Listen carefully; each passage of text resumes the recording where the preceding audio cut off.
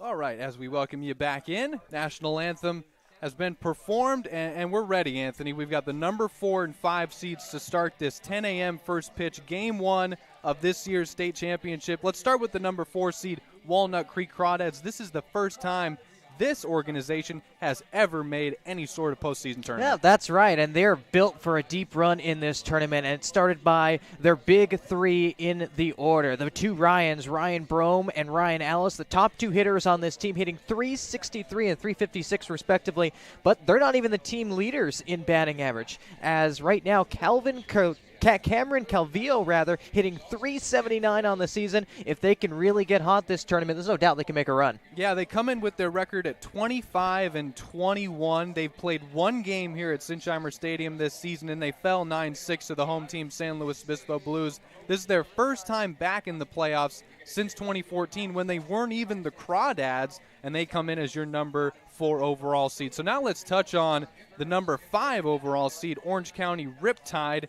They made the playoffs by a game and a half at 21 and 18, and their situation is quite unique. Their situation is, as you said, quite unique. They have lost 11 players from the roster, and coming into this game, the rosters were capped at 32. They only have 23 players in uniform today and throughout the tournament as well. So it's really going to be up to really the pitching staff piecing things together because, hey, there's going to be a lot of doubleheaders if you lose. Yeah, there will be. So Orange County, they enter this postseason with a depleted roster, and we'll detail all that and how they just got here as we get you set for first pitch. And it'll be starting for the Walnut Creek Crawdads, Hollis Fanning, a junior out of Tennessee. He's got a terrific record, and he gets ready to face a starting lineup for Orange County that looks like this. Led by Tim Brown in his first season as the team's manager. They lead off with Shane Taylor, followed by Santino Panaro, who will be in center field. Dominic Soto's the third baseman. Nathan Manning is in right. Blake Penso is the 5-hole hitting first baseman. Gavin Mez will do the catching. Anthony Angel Jr. is the second baseman. Isaiah Morales is the designated hitter. And Gavin Hamovitz is in left field. And then these starting lineups and everything. This postseason tournament brought to you by Firestone Brewing Company. So we will see Hollis Fanning as he gets ready to face Taylor, Panaro, and Soto. And you've seen Fanning once this season. I know he impressed you. Oh, he definitely did. On June 25th, against the Arroyo Seco Saints, went 8 stellar innings, his longest outing of the year by 2 frames, and he did it twice this season. July 9th against the Foresters, he also went 8 innings. So head coach Brant Cummings will definitely want that kind of outing today because an 8-game, 3-day tournament like this can really decimate your pitching staff. Without question. We talked with Orange County's general manager in our production meetings, and he mentioned that if his players that have been here since the very beginning, and there's only 5 position players left, if they hit like they're accustomed to hitting, then they have a chance to certainly make a Cinderella run in this tournament. And it will be a Cinderella run, considering what they're having to go through this late in the season. And it's not unique to summer ball, but to have this many players leave at this point in the year, the most important game, is going to be really tough. So it's Shane Taylor, the shortstop, leading off for Orange County. He's one of the players that's been here since the very beginning, and he gets ready to get us started as Hollis Fanning will deal. 3 home runs, 11 batted in. He was the team leader in home runs, hitting in the leadoff spot. And we are underway. First pitch in there for a strike, and we're underway from Sinchheimer Stadium, San Luis Obispo, California. Welcome to the 2022 CCL State Championship presented by Firestone Walker Brewing Company. The 0-1 on its way. Count evens at a ball and a strike. Hollis Fanning, a 2-3 record, a 3.35 earned run average. This will be his 7th start of the season. 2-1 now. Shane Taylor, one of those guys we mentioned, has been here since the very beginning. Orange County started the season as accustomed to summer ball. 42 players on their roster as the 2-1 is taken for strike 2. Only 11 are still here. Yep. Staggering numbers, but they still managed to gut it out and claim that 3rd and final spot in the CCL South to make the tournament. 2-2 pitch, and Fanning struck him out swinging.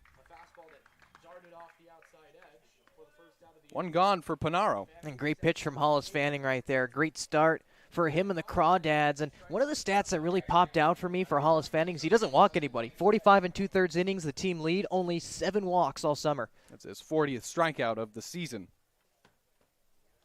The native of Tullahoma, Tennessee, and a junior for the Volunteers.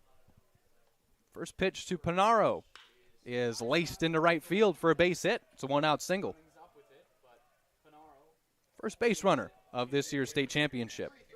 And that's going to be the key for Orange County, attacking those first pitch fastballs. It's not very often that you see a starter, especially in the college game, go first pitch breaking ball. So if I'm Hollis, and right now, I might want to think about starting breaking ball early on. See what he gives Soto now with 1 on and 1 out, just underway here in the top of the first. Crawdads finished 22-23 last season. They finished 3rd in the North and missed the postseason by 3 games. We mentioned in the open this is the first iteration of this Crawdads organization to make any sort of postseason tournament, as a pickoff attempt goes to first, and Panaro slides back in safely. Orange County, even at 17-17 in the South, they played teams hard. The number 5 overall seed. Now coming home, breaker misses low.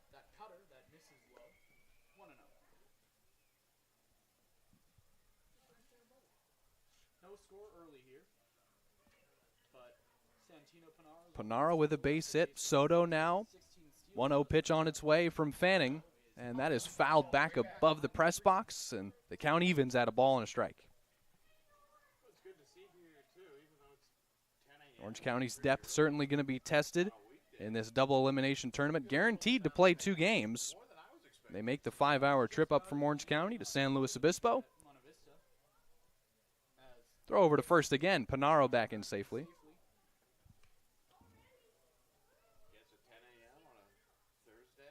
Riptide going to try and strike early against Fanning.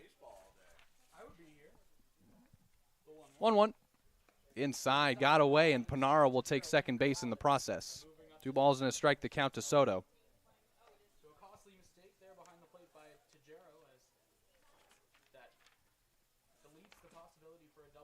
Soto, the senior out of Cal Berkeley, native of Rockland, California. Tajero now to have a word with his starter. They may have gotten crossed up on that pitch that got away and gifted Panaro 90 feet. And they're also probably going over signs as well. Runner on second base. They want to have maybe double sign or triple sign as well. Riptide with an early chance to score. Runner on second. Just 1 out here. 2-1 to Dom Soto. Fanning set. Fanning below the belt, comes set. Check second. And the pitch. That is hit to first, caught on a line, throw to second, not in time, but Soto lines out to first. Panaro still safe at second. Now 2 out for Manning. And great job by Panaro, freezing on that line drive. You don't see it very often, especially with a lacer towards first base, but great job by Panaro staying in scoring position for the big bopper, Nathan Manning. Yeah, it's the cleanup hitter out of Cal Berkeley as well, a senior there. He's out of Mission Viejo, California. These two teams played twice this season in Walnut Creek, so the Riptide made a trip up north. They split the 2 meetings on June 24th and the 26th. Taking ball 1 is Manning. And that shows you the respect that Hollis Fanning has for this number 4 hitter, going breaking ball first pitch, and there's a reason why he's doing it. Ended the season on a 11-game hitting streak, rather. Hit about 270 combined, so he's a good player. 1-0, Fanning fell behind early with Panaro on second. Here comes Fanning again, 1-0. And deals. Cutter. That time missing low again. 2 balls and no strikes to Nathan Manning. And throughout that 9-game hitting streak, Zach, he's driven in a lot of runners. Actually, he's driven in at least 1 throughout that streak. He's got another one on second base here. Panaro set the table. 2-0 pitch to Manning. That one's in there for strike 1. 2-1. Fanning's fastball usually sits in that. Riptide played 4 games here at Sinchheimer Stadium. Went 3-1. Had some exciting finishes and put together some of their best performances of the season in this very ballpark. 2-1 pitch on its way. That time it's grounded to second, and fielding and throwing Manning out to end the inning. That does it for the top of the first, and Hollis Fanning pitches around a runner in scoring position, retires the side, puts up a 0, and after half an inning, we're tied at 0. Short break and we're back.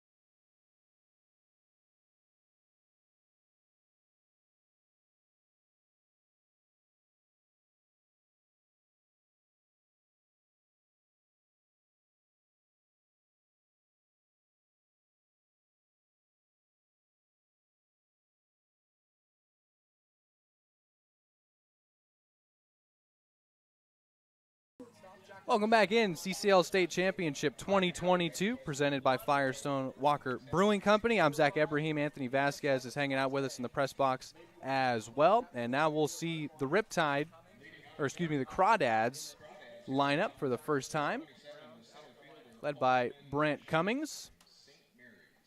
Here's how they line up, with Schmidt leading off and playing center field, Carrillo at second, Brome at first, Duroff the DH, Calvillo at short, Ben Shoshan's in left, Ryan Ellis at third, Casey Cummings in right field, and Zach Tejero doing the catching. The first pitch is swung on and missed. 0-1 to Coleman Schmidt. It's Reed Schaefer getting the start for Orange County, talented left-hander out of Arizona. Yeah, and Reed Schaefer last pitched on July 31st against the Oaks. Didn't go very long, 2 2/3 and only 1 run. But that was likely because OC was really against the wall. Quickly 0-2. On the inside. 0-2. Schaefer, the sophomore out of Las Vegas, Nevada. Arizona Wildcat. Not in a good way, but does have 4 Ahead 0-2 on Coleman Schmidt. leading the team by far. And Schaefer has had his fair time in relief as well, but got the start against the Foresters, 4 shutout innings. And that was easily his best start of the summer. 1-2 the count now. Schmidt, he had his way against the Riptide in the 2 games that these teams played. Schmidt went 6 for 10 in those 2 games with 2 doubles, a couple driven in. 1-2 pitch from Schaefer, just outside, 2-2. And the key for Schaefer is to really get ahead of the count. So rather than Hollis Fanning, who rarely walks someone, Schaefer has at his fair share of free passes, 23 of them in 19 innings, and a whip of over 2. 2 balls and 2 strikes. Here comes Schaefer. He struck him out swinging. So both starters begin their day with a K. 1 gone for Tyson Carrillo. But he also has the strikeout stuff. You saw that breaking ball there, Zach. He has 21 of them in 19 innings, more than a strikeout per. If he can really stay efficient, that's what OC really needs. So that should be the lefty's name of the game, efficiency. Just with how decimated this Orange County pitching staff has been. Not only do they need length, but as you said, efficiency, keep the pitch count reasonable. And now we'll see Tyson Carrillo for the first time in this tournament. Schaefer starts him out with strike 1. Walnut Creek came in. They're one of the hotter teams. We mentioned both these teams aren't necessarily healthy, not at full strength, but Walnut Creek won 5 of their last 6 games, and in the wins averaged over 9 runs.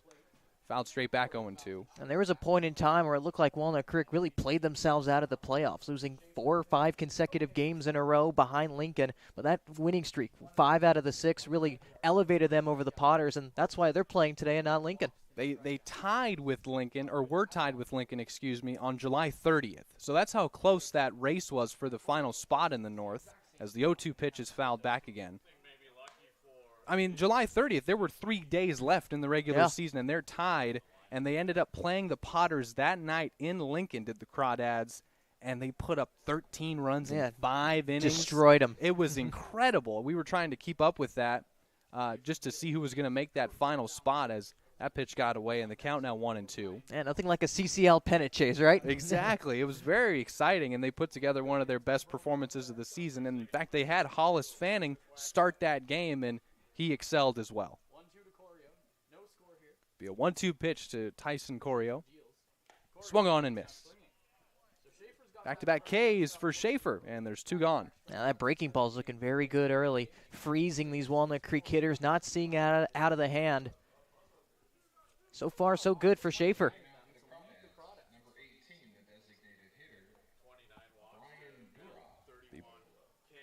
Ryan Brome is the first baseman batting third. These 2 teams played in late June in Walnut Creek on the 24th. The Riptide emerged victorious, 9-6 the final in Walnut Creek as the first pitch is swung on and missed. Game was tied at 3-3 through 4 innings, and then the Crawdads gave up a 5-run 5th. And the Riptide would coast to that victory. Cross-conference matchups.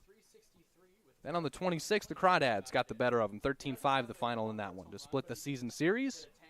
0-1 pitch on its way to Ryan Brome. Reed Schaefer paints the corner 0-2.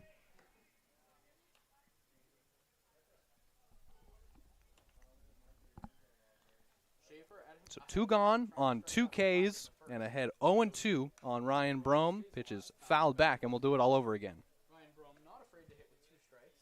Classic Ryan Brome went 7 of 9 in the 2 games against the Riptide, and he drove in 7 runs.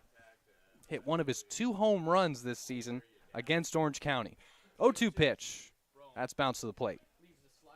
And Brome, one of the toughest hitters to strike out on this Walnut Creek team. 135 ABs and only 17 Ks. One of the lowest rates on the Crawdads. The Walnut Creek first baseman awaits the 1-2 pitch from Schaefer. Bit high. And to counter that, he's second on the team with 28 walks. One of the highest on-base percentages as well. That's why he's hitting in the 3 spot for Walnut Creek. 2-2 pitch. Pop fly to center. Panaro gives chase. He's there. And the inning over. Schaefer retires the side in order. 2 Ks to start his day, and a pop fly for Ryan Brome. Through 1 inning, a scoreless tie, and we will head to the top of the second. Appreciate you joining us on the CCL State Championship stream presented by Firestone Walker Brewing Company. We'll be back in 90 seconds.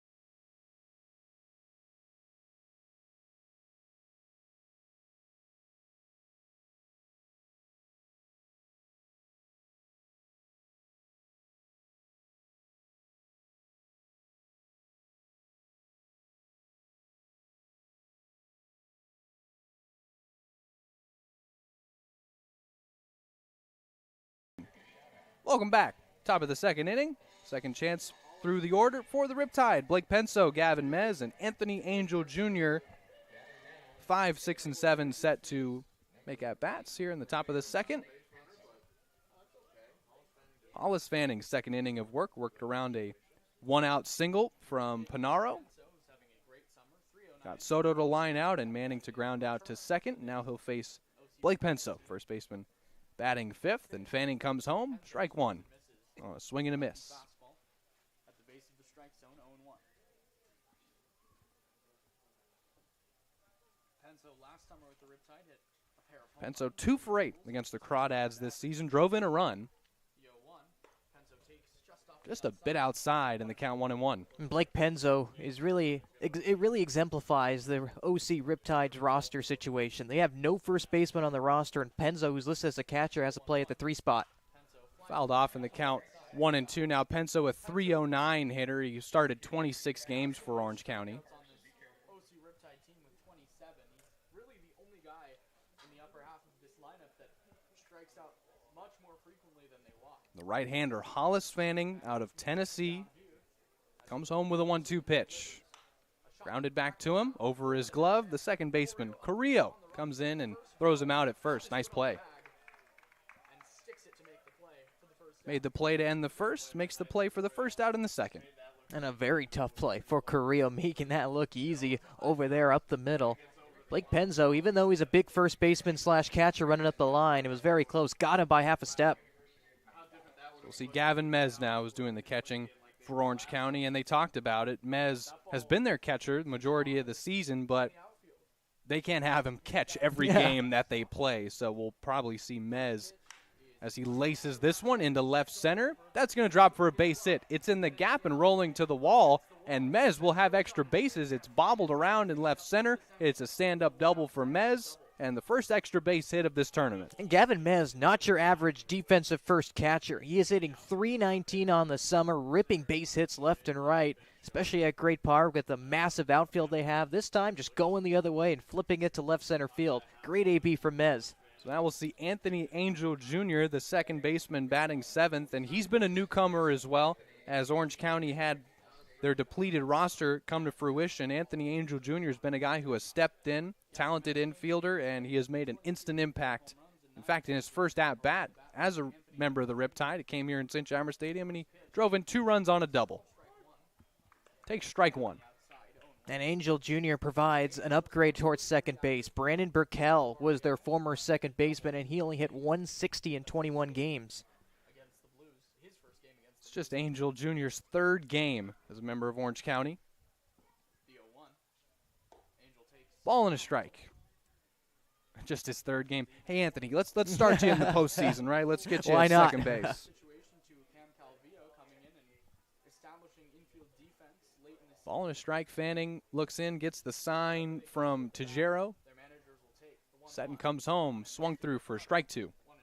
And with that said, Cam Calvillo has been And Hollis Fanning got out of the first inning with the runner in scoring position. See if he can strand him here. He's been doing that all summer, though. 1-2 to Angel. And the Riptide are going to have to hit their way into a run here. He doesn't walk a lot of hitters.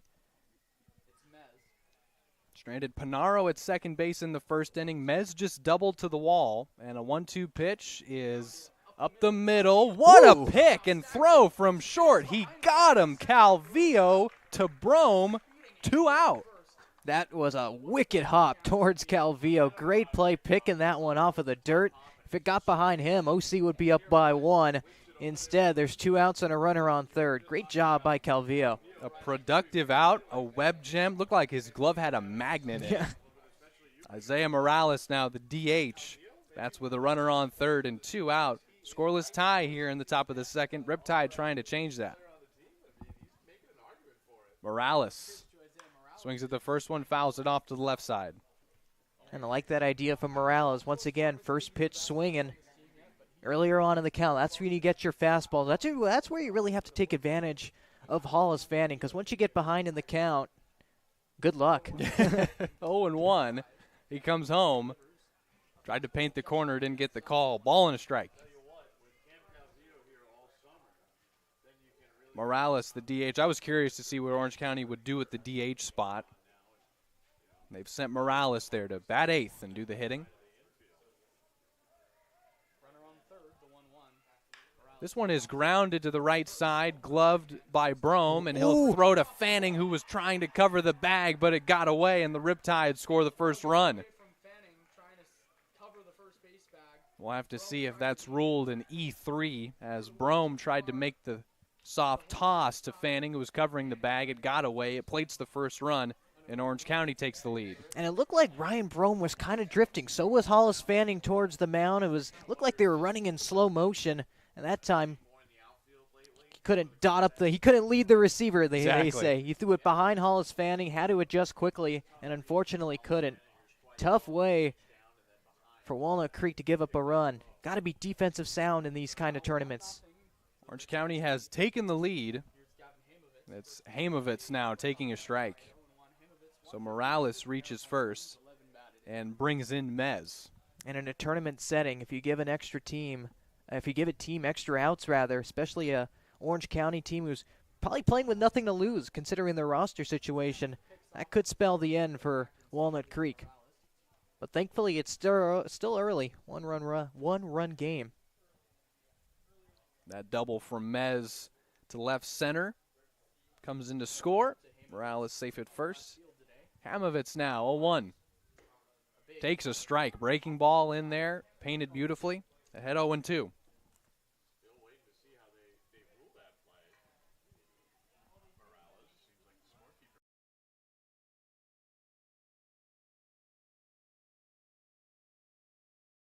They've officially ruled that an E3 on Ryan Brome to plate the first run for the Riptide. Ooh, we got him. Pickoff attempt here.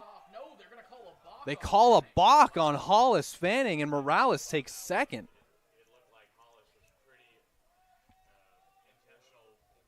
All right. Rule that Fanning was a little too deceptive in his pickoff move. Morales takes second. He's in scoring position. Yeah, I'm not sure if he flinched or maybe didn't step off the mound correctly. I didn't see a balk all season. Yeah. Did you see one? I think one of our guys did it. Chris Stamos did it.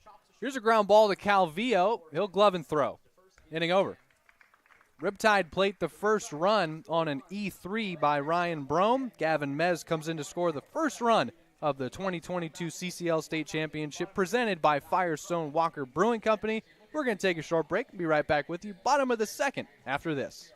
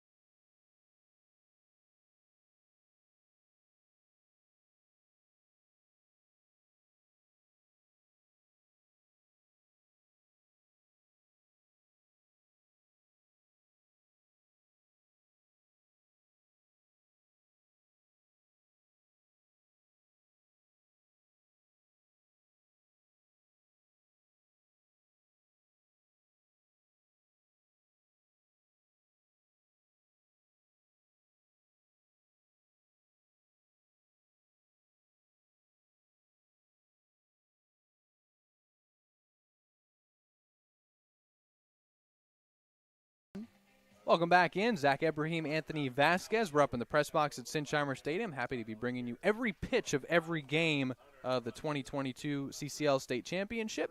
And taking a first pitch strike is Brian Duroff. First time we're seeing the cleanup hitting DH for Walnut Creek, and Reed Schaefer's second inning of work begins after his team gives him a 1-0 lead. The 0-1 on its way and taken inside. Almost hit him, but count evens at a ball and a strike. For Duroff, a .316 average. 44th game of the season for Walnut Creek. 1-1 pitch outside. Schaefer retired the side in order. 2 strikeouts and a fly out to center.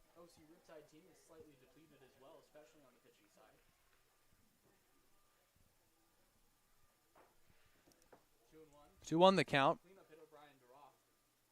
Swung on and missed. 2-2.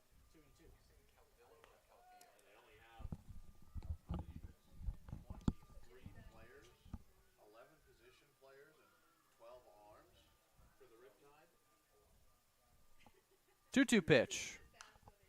Fouled off to the right side. Duroff 2 for 11 in the 2 games against Orange County. Drove in a couple runs as well.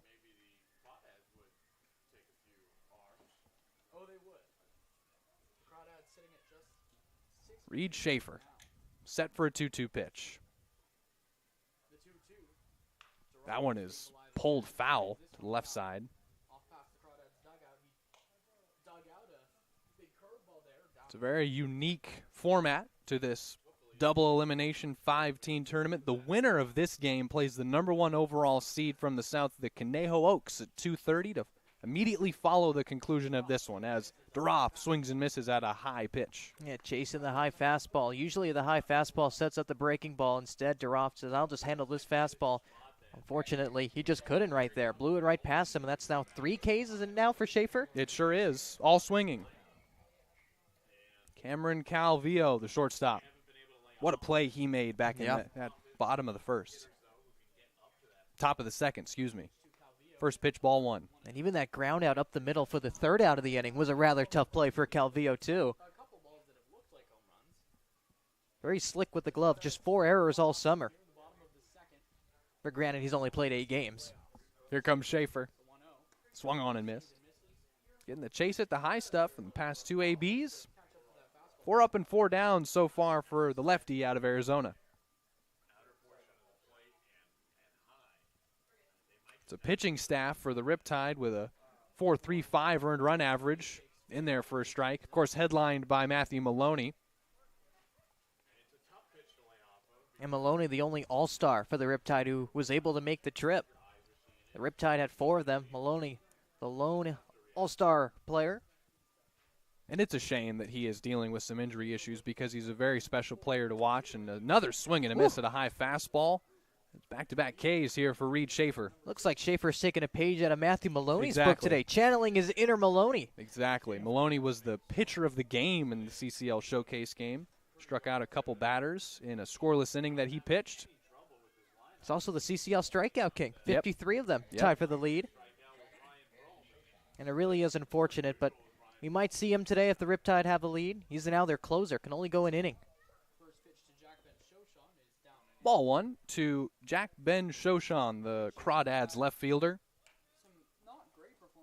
Yeah, Maloney moving to a closing role, but with Reed Schaefer pitching the way he is right now, if he's able to give them some length, and Maloney, who's been a starter all season, can give you 6 outs out of the pen with his stuff, the Riptide certainly have a chance to play a little more than 2 games here in this tournament. And the issue is with Schaefer, he hasn't gone longer than 4 innings, so it might be an are you built up to go 5 or 6 frames kind of thing. 2-0 pitch to Ben Shoshan. Fouled off to the right side. So 5 up and 5 down, featuring 4 Ks for Reed Schaefer. His postseason has gotten off to a phenomenal start. Orange County missed the playoffs last year by half a game to the Conejo Oaks, who beat them out. They had the exact same record overall, but the Oaks, as a 2-1 is swung through for strike 2, had a 1-game lead in the overall South standings to make the postseason, which was up in Lincoln, suburb of Sacramento last season. Riptide back in the playoffs. And a 2-2 pitch from Reed Schaefer. Missed in the dirt, count full. The 2017 CCL champions, Orange County Riptide, back in the postseason. Count full. Payoff pitch. Fouled straight back. Good battle going here. I know you mentioned last year that Ty Atkins, when he was pitching for the Crawdads, would wear white shoes because he Ben Shoshan, a sophomore at Rice, native of Houston, Texas, has put together the lengthiest at-bat so far against Reed Schaefer. It'll be another payoff from the lefty. It's sent out to right, and that's going to drop for a base hit. After a good battle, a 2-out single for Ben Shoshan, and he's the Crawdads' first base runner. Great job hitting right there from Ben Shoshan. Got jammed a little bit, but had just enough bat left to flip it into right field. Two-hopping into the glove of Nathan Manning. Well, that's one way to get your first hit for Walnut Creek, and that's what they need to do. The Crawdads need to continue to string hits together. The problem is, though, Schaefer has the platoon advantage in this AB. So we'll see Ryan Ellis now. Third baseman batting seventh. Lefty-lefty matchup. Ball one. Ellis with 15 doubles and 20 stolen bases. He's been great. Ellis just 1 for 8 in the 2 games against Orange County. 1-0 pitch. Throw to first. They've got him picked. They've got him in a pickle, excuse me. Throw to short now.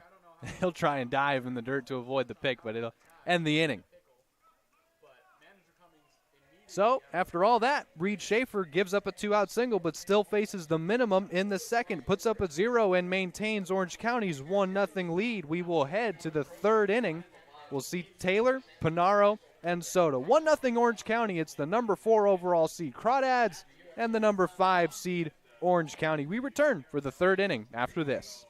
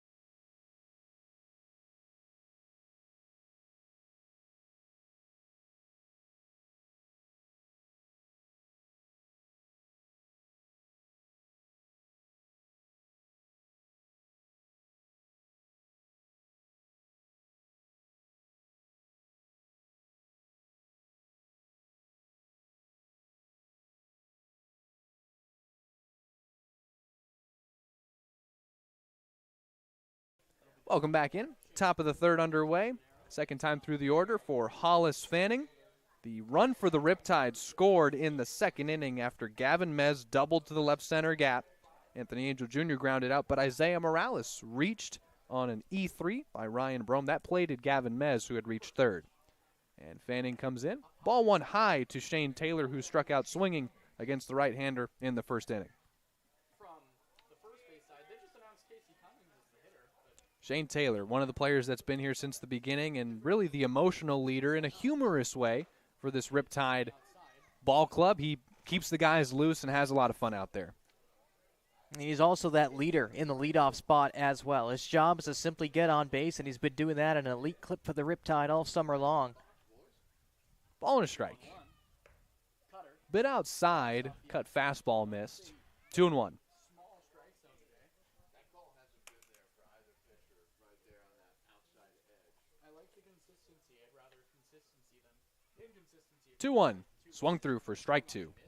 Way late on the Taylor 2 for 6 against the Crawdads this season. Fanning can add a little to the cutter and then take some off and then This is his first at-bat, or first game against Hollis Fanning. Didn't see the fastball earlier on. Now he's a little late on it here.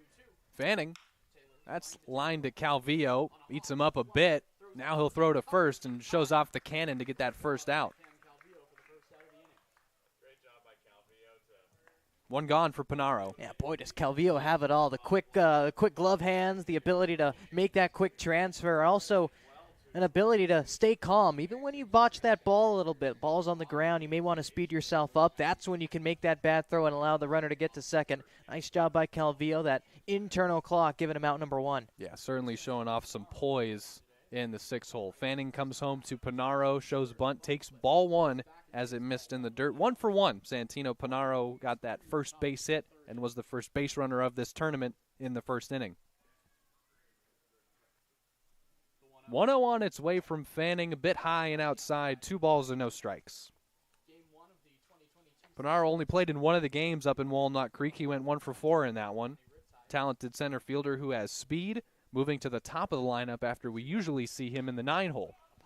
Pop up, shallow center, giving Chase Calvillo. He's under it, and he makes the catch as he tumbles to the ground. 2 gone, and Calvillo flashing the leather all out this one. Yeah, that's 4 plays for Calvillo already that I've been impressed with so far. And this time it was a little bit hard to track the ball. There's clouds in the sky. Might have been blending in with that.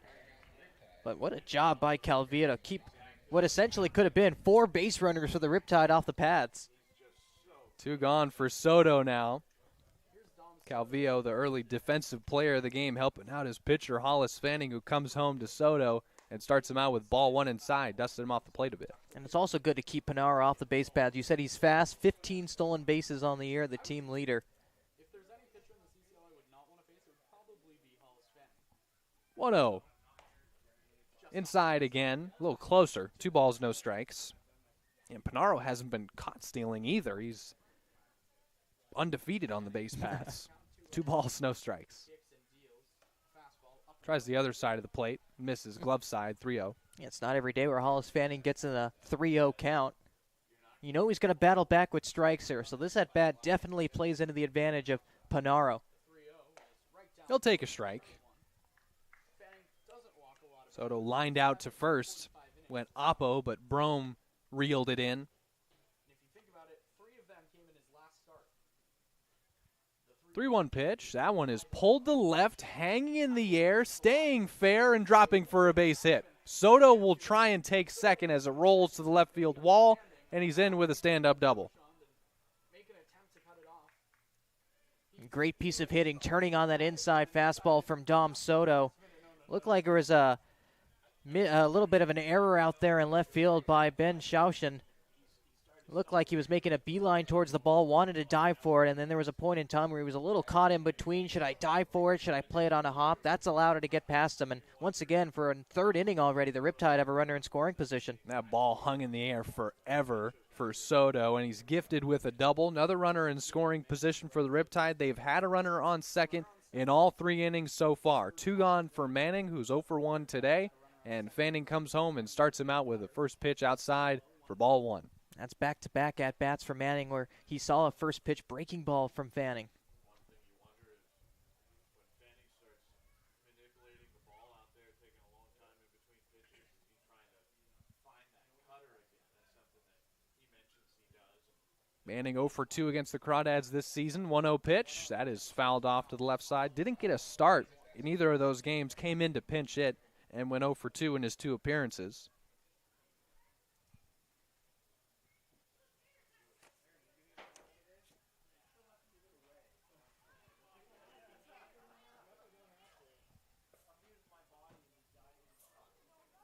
Manning has the sign and now set on 1 pitch. That one is flared out to left and foul. 1-2 now.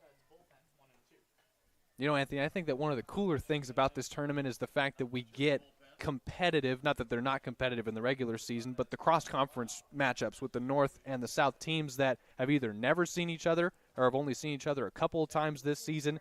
It's a very unique. Yeah, you get some matchups you don't see. You know, Yeah. you get guys who never seen a pitcher, never seen his stuff before. 2-strike pitch is grounded to second, and Corio throws him out softly. So Manning grounds out against Fanning, and that does it for the Riptides half of the third. 1-0 Orange County. As we head to the bottom half, we'll see Ellis, Cummings, and Tajero, the bottom third of the Crawdads lineup. You're watching the CCL State Championship presented by Firestone Brewing Company, and we return after this.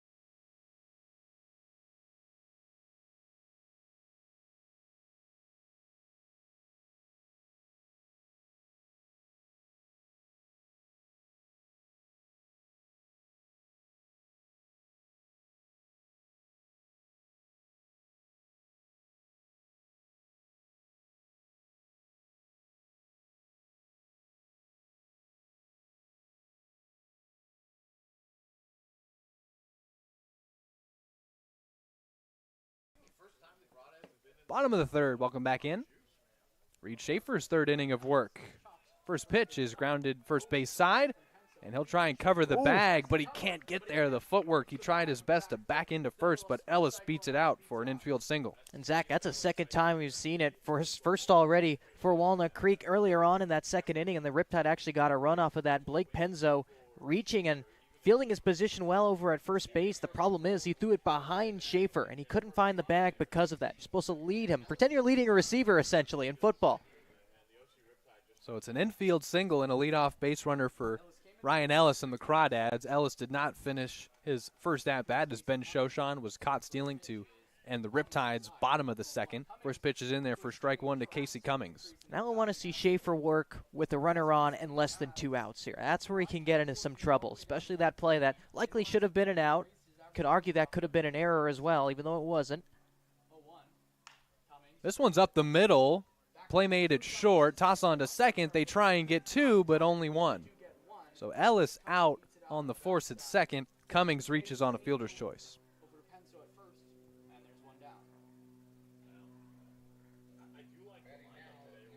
So Cummings and Ellis trade places at first. Now one out for Zach Tajero, the catcher for the Crawdads. Not a bad option in the number 9 hole here with Tajero, is just trying to put the bat on the ball and make something happen. Tajero, no at-bats against the Riptide this season. Schaefer throws to first. Much easier for the lefty to make that pickoff move, but Cummings back in safely.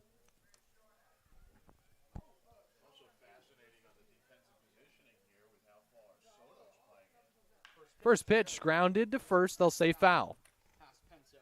The count 0-1.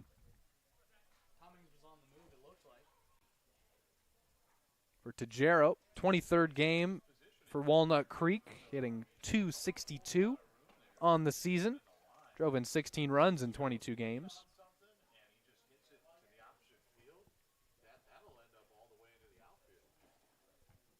Count 0-1. Here comes Schaefer. He'll throw to first again, and Cummings back in again. And Cummings, not the fastest base runner in the world. Only 4 bags this summer. Schaefer doing a great job, though, keeping him close. It'll be an 0-1. That one gets away through the legs of Mez, and Cummings takes second base.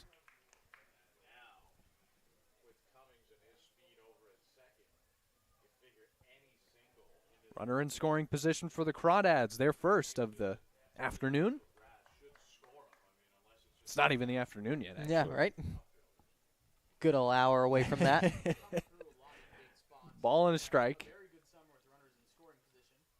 Here comes Schaefer. That's fouled off to the left side.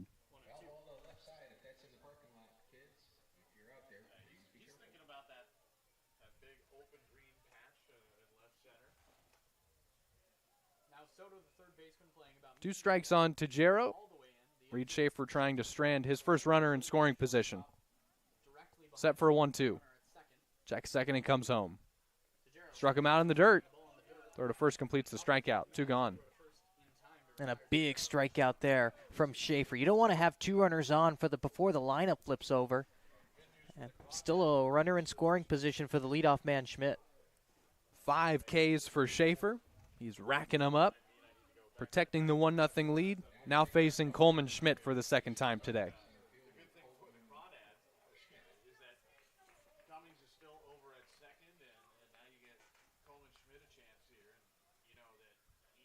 Schmidt, a sophomore out of St. Mary's College in California. He stands in 0 for 1.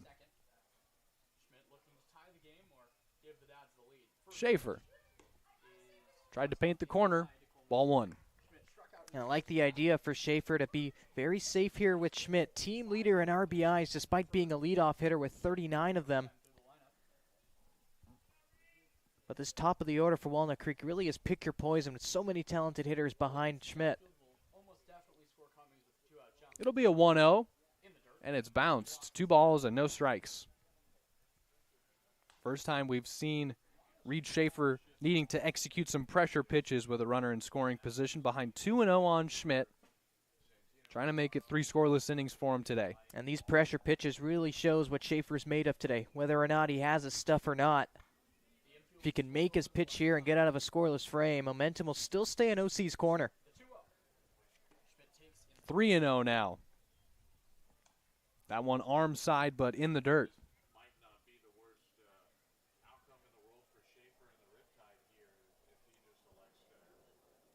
But the problem is, if you walk Schaefer, you face Correa, who's 3rd on the team in RBIs. And you give him 2 base runners to work with. Yeah, pick your poison with the top third of this lineup that Schaefer sat down 1-2-3 the first time through. Now facing Schmidt for the second time. 3-0 inside, and he walked him on 4 pitches.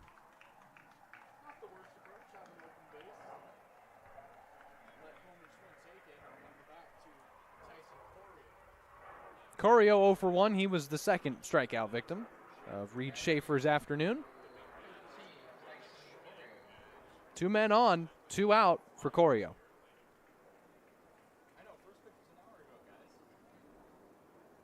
Corio, local kid, senior at Cal Poly Slow. Takes high, 5 straight balls out of the left arm of Schaefer.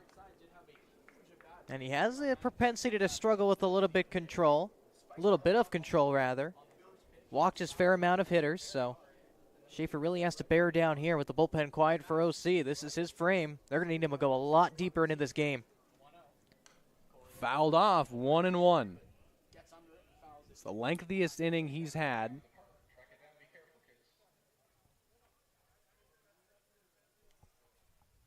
Corio 0 for 1 with a strikeout today. 1-0. The Riptide lead here in the bottom of the 3rd inning. Casey Cummings, the man on second with Coleman Schmidt over at first and 2 outs. 1-1 the count to Tyson Corio. Ball and a strike. Schaefer shakes off the first few signs, now set on the same page as Gavin Mez and comes home. Arm side missed again, 2-1.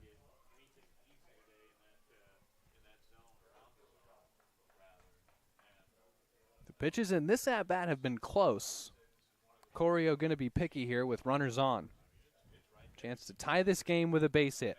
And Corio, if he gets an inside fastball, he has the ability to turn on one and send it down the left field line, maybe scoring 2. The pitch popped him up right side. Penso there in foul ground, now drifting in fair and makes the catch. Reeled in by Angel Jr. as he was a bit off balance, but he reels in the pop-up, and Schaefer pitches a scoreless third. We head to the 4th. Blake Penso, Gavin Mez, and Anthony Angel Jr. due up for the Orange County Riptide, and we'll see if we have Hollis Fanning still in the game, set to pitch, top of the 4th. We'll be back. CCL State Championship presented by Firestone Walker Brewing Company returns after this.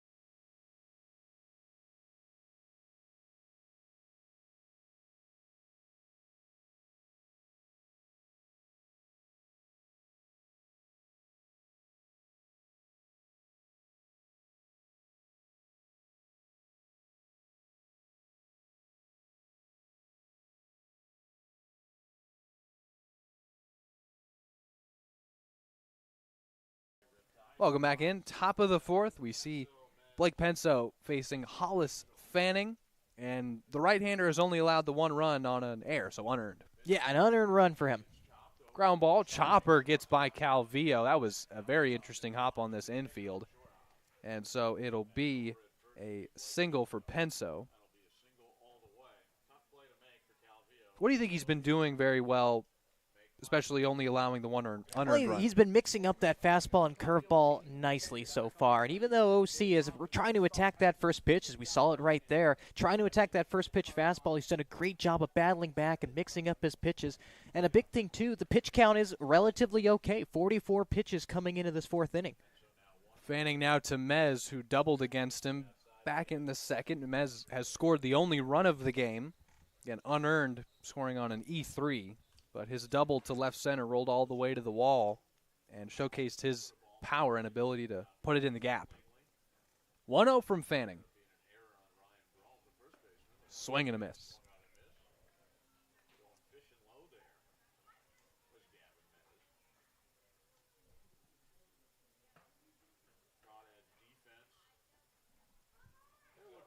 Ball and a strike with a runner on first. Pitch to Mez. Swings and hits this one to first. Gloved by Brome. Throw to Calvillo. Now back, and they turn 2. Wow. Very nice double play turned by the Crawdads. And for a Walnut Creek defense that was a little shaky in that 2nd inning, a very nice double play turn. Going with Broom over to 2nd, and then back to Hollis Fanning. Great job by Hollis to back up first base. It's a 3-6-1 double play. Don't see many of those. 2 gone for Angel Jr., and Penso wiped off the base paths in the process. Fanning comes home, and Penso takes strike 1. Excuse me, Angel Jr. takes strike 1.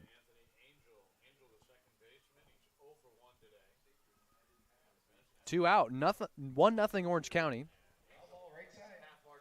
0-2 now.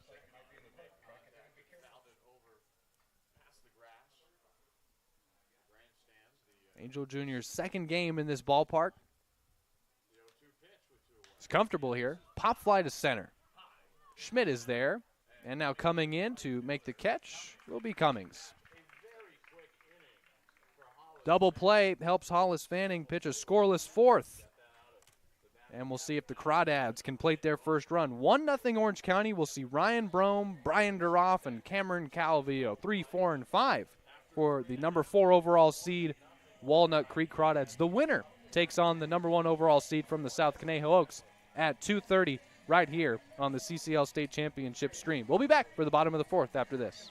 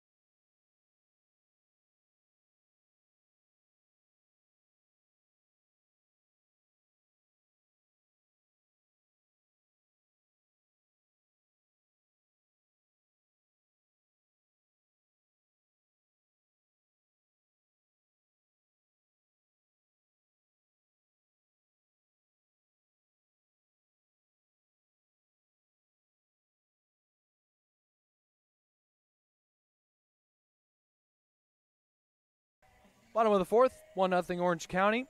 See Ryan Brome, first baseman, batting third, facing Reed Schaefer, pitching into the 4th. Trying to match his season high in innings pitched. The left-handed starter facing Brome, fires in, ball 1 in the dirt. And Schaefer's providing some much-needed innings for this depleted Orange County bullpen. Matthew Maloney can't go very long. If he's lucky, he can go through 2 innings, but Schaefer really eating up those frames so far. 1-0. That one's fouled off to the left side. Looked like the pitch was a bit outside. Count 1-1. I think it's also so cool. Orange County can deal with a depleted roster, but they're still in positions to really have guys, push themselves to the limit in terms of this double elimination tournament. See what you can get out of a guy and see guys empty the tank on the mound, which is always fun to watch. This is a ground ball hit to first, and it gets by Penso. Tried to pick that one, but gets by him, leaks into right field, and Brome is safe at first.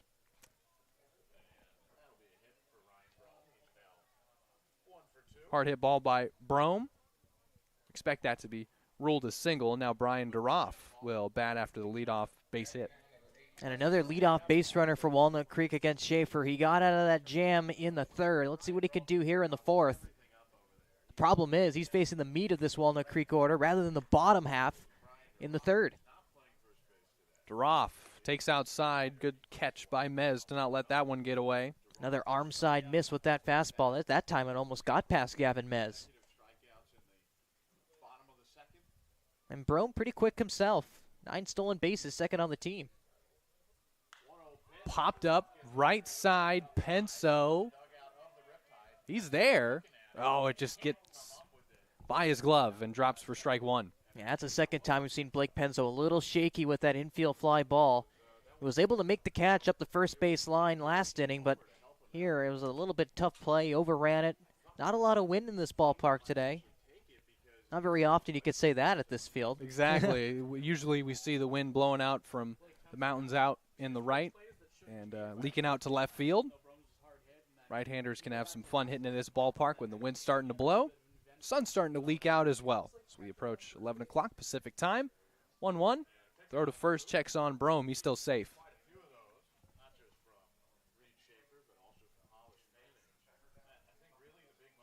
This is the first of 3 games today at Sinsheimer Stadium. in San Luis Obispo for the CCL State Championship. Ball and a strike. That one in the dirt, 2-1. Crawdads, the number 4 seed. Riptide, the 5 seed.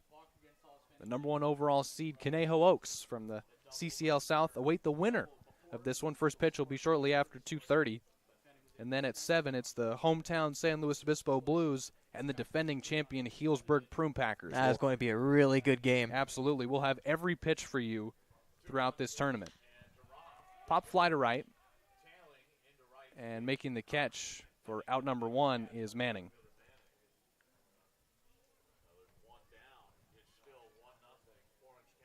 Brome's still safe at first. It's Cameron Calvillo who's been flashing the leather.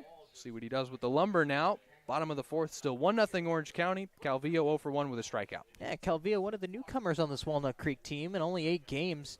He's been hitting pretty well, hitting .379. You saw him flashing the leather with 4 nicely played balls earlier on in this game. Swings at the first one and fouls it off. Yeah, he's been a welcomed addition, to say the least. Yeah, needed addition for Walnut Creek. Yes. Cornerstone over at short. The problem is with the bat, he does have a ability to strike out a bit, around 25% of the time. 0-1 outside. That one popped out a bit as Schaefer checks his hand. Probably wishing he had a rosin bag out there right now. Ball and a strike. But how about Brant Cummings putting Calvillo in the 5-hole regardless of the strikeout percentages, still putting him in the top half of the order. Throw over to first. This is playoffs. Whoever's producing for you, got to put them out there. Exactly. But one of the unique things of this tournament, with this being summer balls, how do you manage your pitching staff while also managing innings limits as well? Sure. You know? People forget that these guys got to go to college after this. Exactly. Their coaches are keeping an eye on their innings, and if they see that a guy comes out of the summer and he throws 50 innings, and the coach said, hey, you're topping out at 35, so people get in trouble. So Reed Schaefer now in a 2-1 count. We'll see how far they push his limits. The longest he's gone all season, Anthony, you mentioned it, 4 full innings and a 2-1 on its way. Through 3 1/3 so far and still protecting a 1-0 lead. He's doing a good job of eating innings for OC. That's why you mentioned only having 12 pitchers on your staff may seem like a lot, but with this being summer ball and your ability to maybe play 2 doubleheaders, 4 games in 2 days, 12 might not be enough. We never know. We might have to see him. 3-1. Fouled it off. Count full. It's always exciting to see how the managers, try and play around with a lineup, maybe insert a guy in a pressure situation and see what he's made of in the postseason. And with these teams having a pitching staff of maybe 9 to 10 guys, as a payoff pitch is in there, strike 3 called, and he got him looking. 6th K for Schaefer, 2 gone in the inning. What a way to get strikeout number 6 right there, Zach. Runner on first, made that big pitch, caught that inside corner. And Carrillo not too happy with that call, but it looked like it found some black. Back to the point, though, and you actually brought it up in our production meetings with all the coaches. At some point, do we see a position player, take the mound if that staff is taxed? First pitch is in there for, outside ball 1. Yeah, this is the major leagues where a position player coming in as a joke. A lot of these guys probably pitched at least some point in college, maybe even a two-way guy. Even in high school, a lot of these guys definitely threw the ball quite well.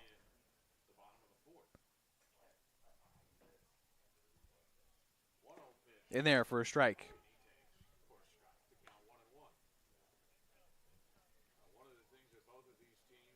Riptide had a very talented two-way player in Zach Thomas who would DH occasionally, and the Riptide actually played a 13-inning game as that pitch misses inside, 2-1. They played a 13-inning game here at Sinsheimer. Actually, 2 of the 4 they played went to extra innings here at Sinsheimer, and Zach Thomas played third base in that 13-inning game for the Riptide and then came in to pitch 3 scoreless innings in extras with a ghost runner. He was a very talented player. And the pitch misses 3-1. Crawdads, they just played 1 game here at Sinsheimer. They lost 9-6 to the Blues. That was their 1 trip to this ballpark. Riptide have been comfortable in it. 3-1 in the 4 games they've played. Leading 1-0 in game 1 of this state championship. Foul ball. Count full again. And for Schaefer, this is the batter that you have to attack. Ben Shoshan on the air, 238, but look who's hiding on deck in that 7 spot. Ryan Ellis hitting 356. Not every day where you see one of your top hitters hitting in that 7 spot, but Coach Brent Cummings trying to hide him down in the order. Ben Shoshan singled with 2 out in the second. He's 1 for 1, and a throw to first by Schaefer will check on Brome, who's been there for the past 2 ABs. Singled through the right side for a leadoff single. And with this being a full count, Brome will be off to the races. Anything in the gap, and Walnut Creek will have its first run. Throw to first.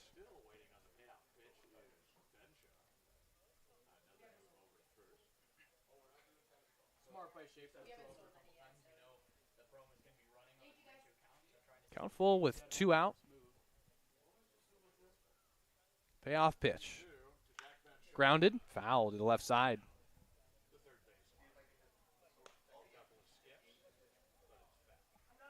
Both games between these two teams this season, high scoring, 9-6, 13-5, 1-0 so far with an unearned run in this pitcher's duel. Are you saying we might see some fireworks late in this game? You know, I'd hope so. Orange County nursing the 1-0 lead. A payoff pitch from Schaefer. That misses outside, ball 4. And Shoshan has reached twice, and there's 2 men on for Ryan Ellis.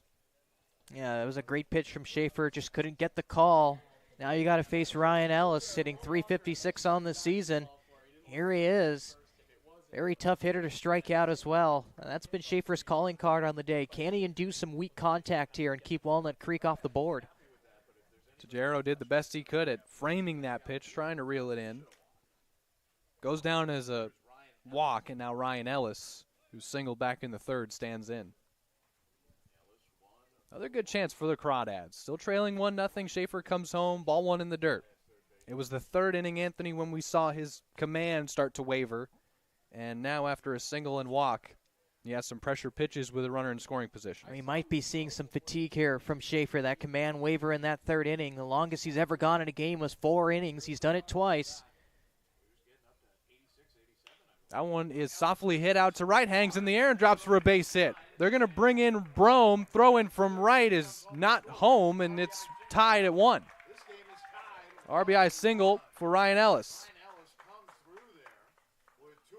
Great piece of hitting for Ryan Ellis, just dumping that into the right field. Just hit it where they ain't. It's the name of this game.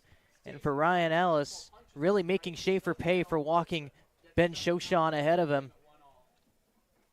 Out comes the Riptide pitching coach to have a word with Schaefer. And this isn't to just let a guy warm up in the bullpen. OC warming up nobody in their side right now up the right field line. Yeah, he's probably out there to give him a break right now. Words of encouragement. Crawdads have him cornered with 2 out. Ryan Ellis just tied this game with a bloop single to right. He's 2 for 2, and we are tied at 1.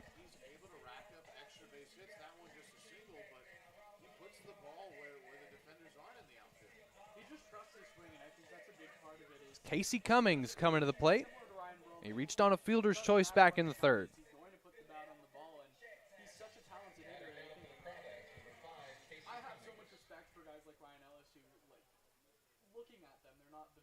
All even at 1. They're at the corners with 2 out.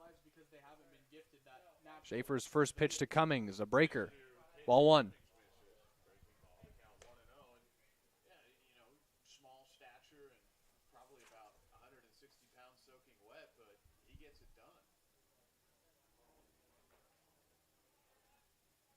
One ball and no strikes. The pitch in there, 1-1.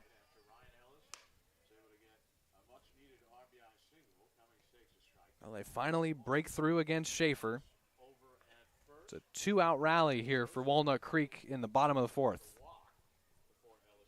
Throw to first, and they've got him in a pickle again. Penso throws. Another rundown. Do they go home with it? He's in. The tag got him. The run scored before the tag was applied at first. Walnut Creek has taken the lead 2-1. How about the base running? How about that? It looked like he picked him off, and another great move by Schaefer. That lefty is so tricky, just hugging that 45-degree angle that pitchers are allowed to go. And it looked like the second baseman for Orange County, Angel Jr., just straight up fell asleep, forgot a runner was on third base, and Walnut Creek says, hey, thank you very much. I'll just sneak in a second run and take the lead in this fourth inning. And what a job by Ryan Ellis, who tied the game with his single, and then to stay in the rundown for that long and allow Ben Shoshan to come from third and score before the tag was applied. So the Crawdads, 2-out rally in the fourth. They take the lead 2-1, and we head to the top of the fifth. The CCL State Championship presented by Firestone Walker Brewing Company returns after this.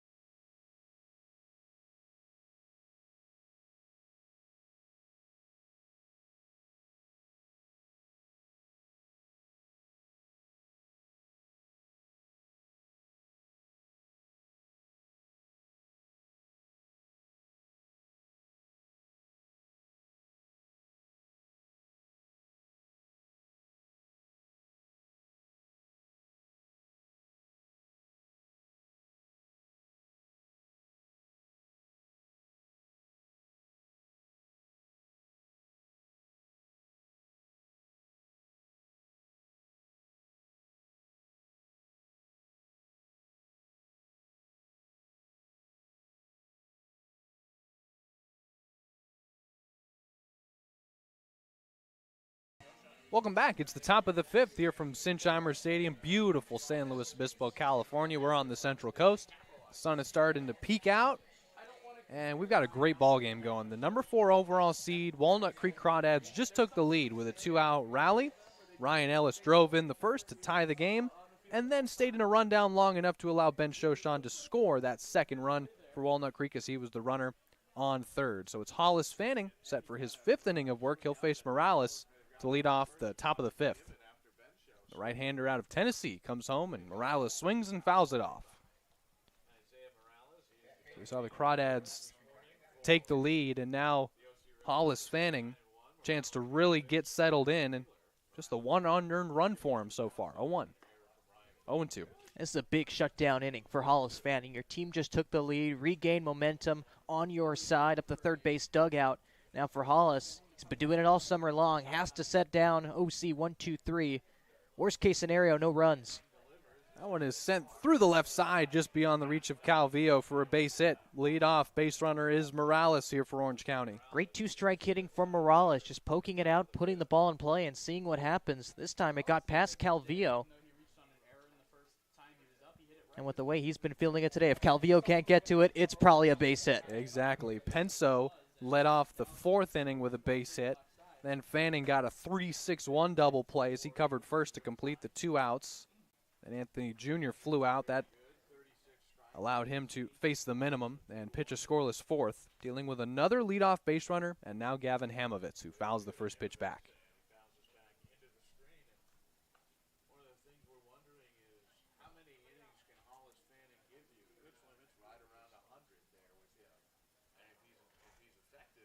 Riptide, who missed the playoffs last season by half a game in Sinchheimer Stadium, have been very comfortable and have played some all-out chaotic games here. They've been a lot of fun. They've come out on the winning side 3 times in this ballpark. 0-1, breaker, fouled off, 0-2. In fact, Anthony, on June 29th, the Orange County Riptide beat the Blues 3-0. In what was their first no-hitter as an organization. It was a combined no-hitter. Noah Carbajal started that. Exactly. 4 pitchers used for OC, and they pitched a combined no-hitter here at Sinchheimer Stadium. History for the organization here in this very ballpark. Throw to first. Checks on Isaiah Morales, and he's back in safely, trying to create some more history and win another championship. Yeah, how about that? Won it all back in 2017. Nothing in 2 Fanning set. The pitch. Breaker. Hit. Fair. What a hop it gets over third. Ellis had no chance to make a play. Going first to third is Morales. They'll hold him there, and Hamovitz is into second with a double.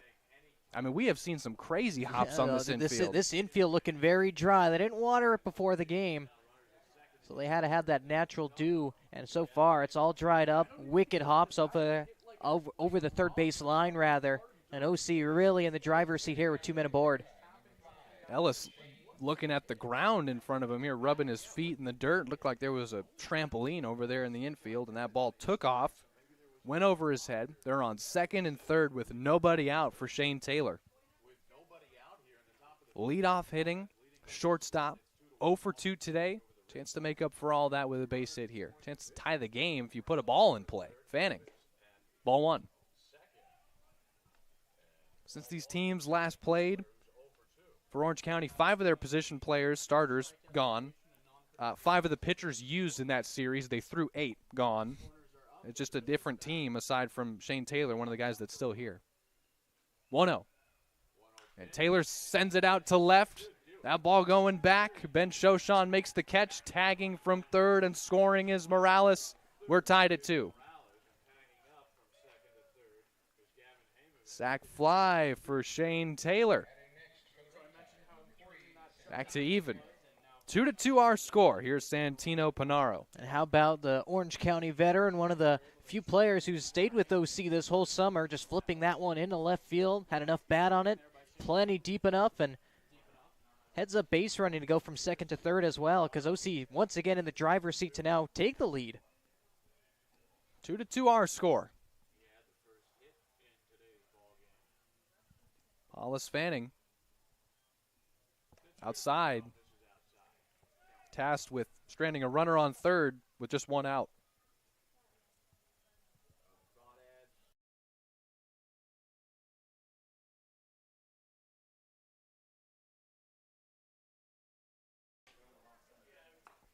Tried the same spot. Pitch was a bit closer, but missed 2 balls and no strikes.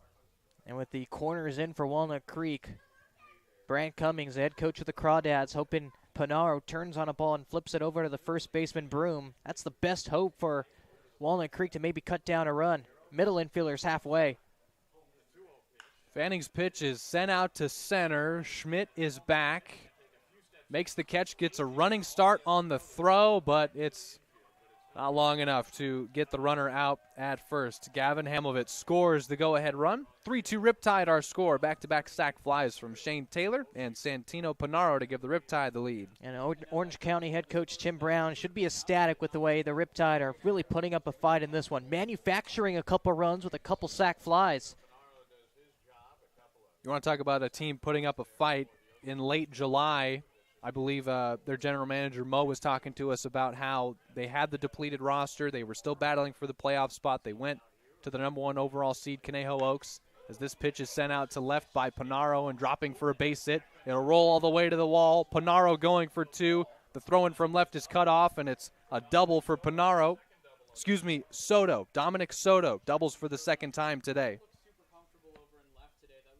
Panaro drove in the 3rd run on a sac fly, and now Soto doubles to left. And it looks like this Riptide lineup is starting to figure out Hollis Fanning, and that spells bad news because they really need him to go deep into this game. He has the pitch limit to at least go 9 innings maybe. They needed him to go as long as he can. This time running in a little bit of wall here in the 5th. 7 hits now for Orange County. They've taken the lead. Soto has sent both his doubles to left field. He's 2 for 3. Safe at second for Nathan Manning.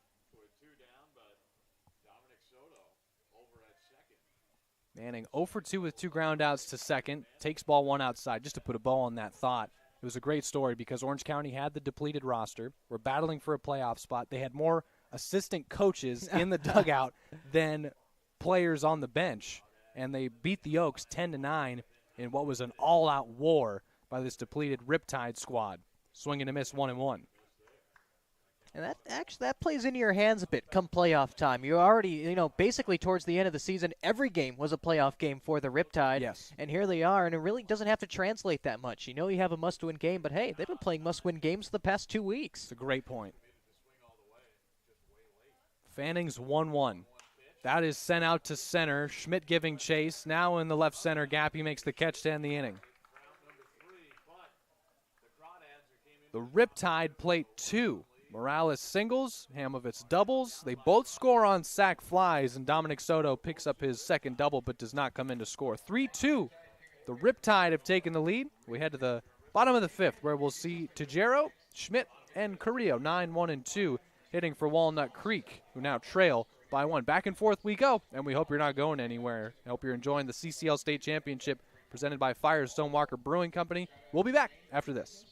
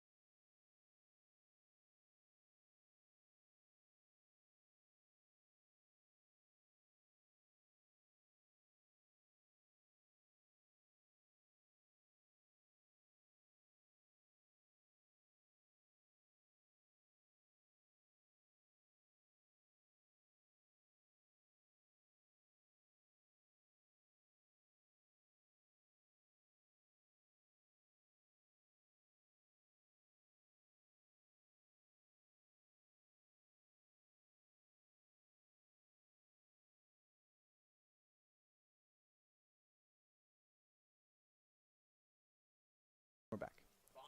Bottom of the 5th. And Reed Schaefer is trying to pitch deeper into this ball game than he has in any game this season. He starts out facing Tajero with ball 1. So we're already seeing it. They're going to push Schaefer to his limits here. He's now been given the lead back. And do you think that played a role in the decision-making to keep him in the game? It should. And, you know, the leash, with this being a playoff game, you probably expect the leash for some of these starters to be very short. But with the unique situation the Riptide are facing, Schaefer is probably going to be asked to go 1, maybe 2 innings if he gets through this one clean. That one sails above the glove of Mez. And a bit wild for ball 2. But the issue is with Schaefer, we saw his control sort of waver a bit in that 3rd inning. And the 4th inning, Walnut Creek got to him for a couple runs and a couple hits. So 2 balls and a strike. Get high again.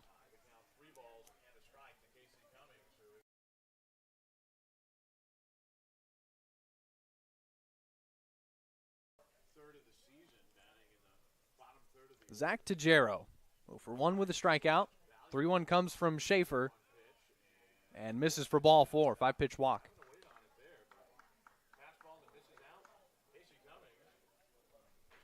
Well, there's no question that the command has wavered, and now a leadoff walk for Tajero. It's the 3rd walk issued by Schaefer. He has picked up 6 strikeouts and only allowed 2 runs. But you wonder how much trouble he has to put himself in now for them to at least start to warm somebody. And it looks like the bullpen's starting to stir around for Orange County with that free pass given up by Schaefer. So he'll cycle through the signs again.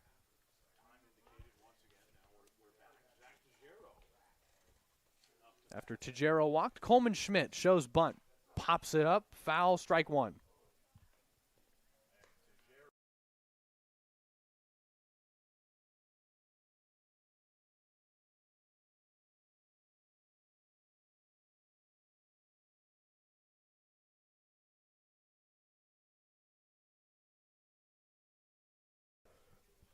On the count to Tajero now. Casey Cummings is the runner at first after he worked the 5-pitch walk to lead off the 5th inning. So Cummings walked. He's safe at first. Tajero now at the plate with the count 0-1. Just a bit of housekeeping to do early on this Thursday.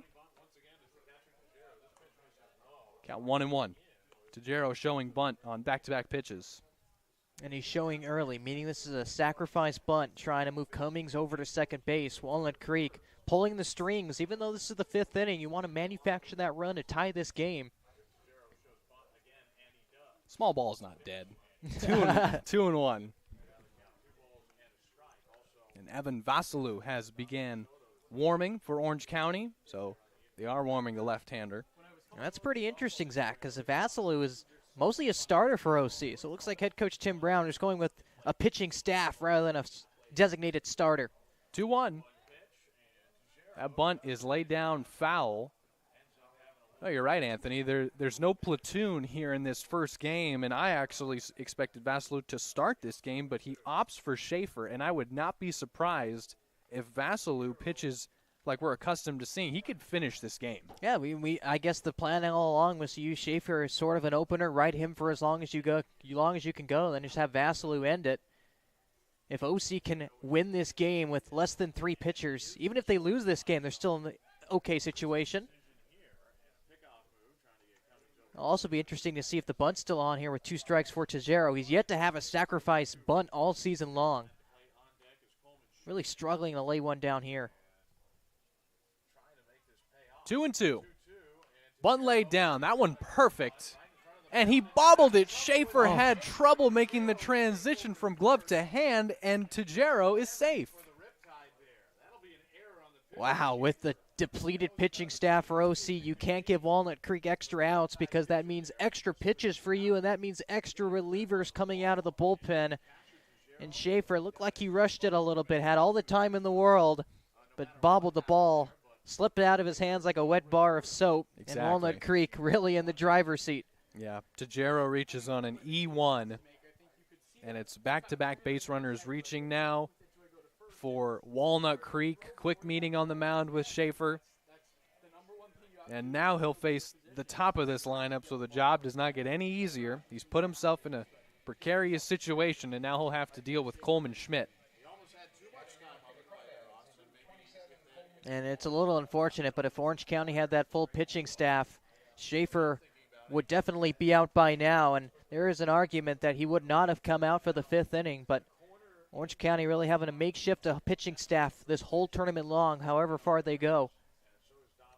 Still no outs in the bottom of the 5th.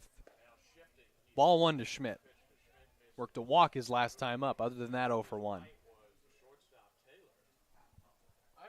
And it looks like Orange County expecting bunt once again. Third baseman Soto in on the grass, and the shortstop Shane Taylor was looking to put on a wheel play, moving from shortstop to cover third base. That means Angel Jr. has to hustle over to cover second. Sure did catcher Gavin Mez want to throw out there. 1-0 on its way. Breaker misses high, 2 balls, no strikes. But the problem is your defense can only do so much when your pitcher is falling behind constantly to hitters.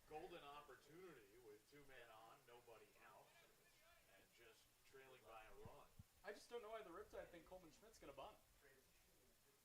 That would be the surprise of the season, I think. Schaefer set for a 2-0. Schmidt takes low, ball 3. But it doesn't matter what he does if he doesn't see a strike, and it seems like Schaefer, who we know has struggled with the walk this summer, pitched really well in the first 3 or 4 frames, and now is starting to lose it a little bit. The walk to Cummings on just 4 pitches. Now 3-0 to Schmidt, a couple pitches in the dirt to Tejero. Schaefer trying to get back in the count behind 3-0. Bit high, but gets the call 3-1. Now the question is, can Schaefer make that pitch 2 consecutive times? Because if you miss, Schmidt has 10 home runs on the year, 6 more than second place on Walnut Creek. If you miss, it's going to be a big problem. Yeah, absolutely. 3 balls and 1 strike to Coleman Schmidt. Schaefer was getting the swing and miss on high pitches. That's why he's accumulated 6 strikeouts. Gets the swing and miss there. Foul tips into the glove, 3-2.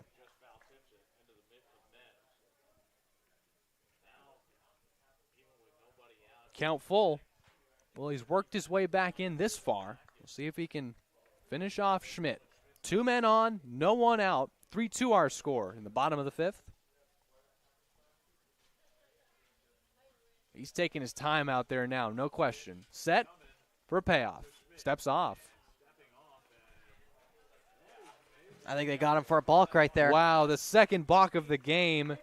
Schaefer is baffled, and everyone's taking 90 feet. Now 2 runners in scoring position. He gestures to the third base umpire. This is what I did. It's not a balk. Yeah, the third base umpire gestured that. He looked like he broke the plane. Made a little flinch towards home and stumbled a little bit trying to make that spaghetti move towards second. Count full now, and still a big pitch here to Coleman Schmidt. Even bigger with runners on second and third now. Swung on and missed. He struck him out. Oh, there's a first out. Now he has to deal with Tyson Corio. How about that? To strike out the toughest hitter on this Walnut Creek team, the most powerful guy in the lineup, fall behind 3-0, and you just pump 3 consecutive strikes after that.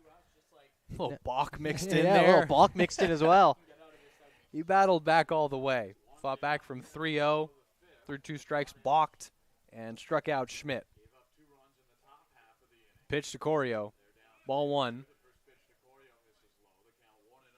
He's starting to pitch backwards, too. He's trying to steal strikes with the breaking balls early, it looks like. Yeah, they're really catching up on that fastball, so that's what it's going to have to come down to, being able to steal strikes.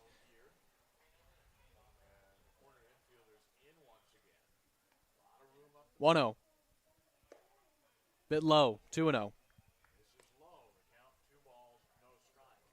Crawdads, if they do win this game, will play against the first-seeded Caneo Oaks at around 2:30 p.m. That's what it's scheduled for. But it all depends how long this ball game goes. It starts 2 balls, no strikes. Corio 0 for 2 today. 2-0 pitch to Corio. 3-0. The count 3-1. Well, now you're asking a lot to battle back from 3-0. Back-to-back hitters. It's not the end of the world if you walk him here. First base open, but Ryan Brome's on deck, and he's hit .363 on the summer. You don't want to have him come up with the bases loaded, but you also don't want to have to lay one in there and have Corio beat you. Walked him on 4 pitches. They're loaded.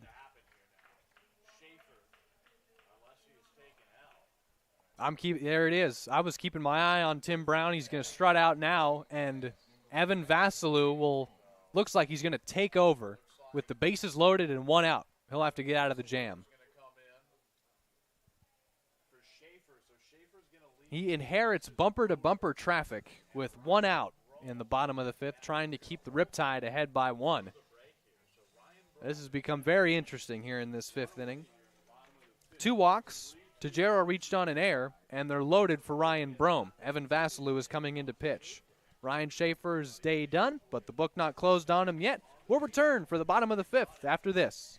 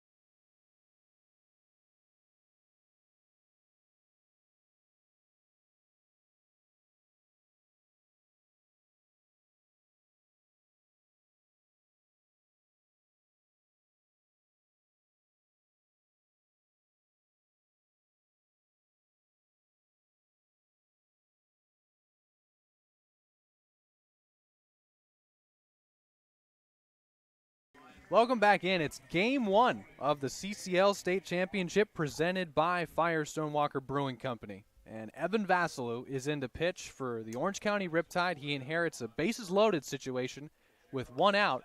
And his first pitch to Ryan Brome is a pop fly to center field.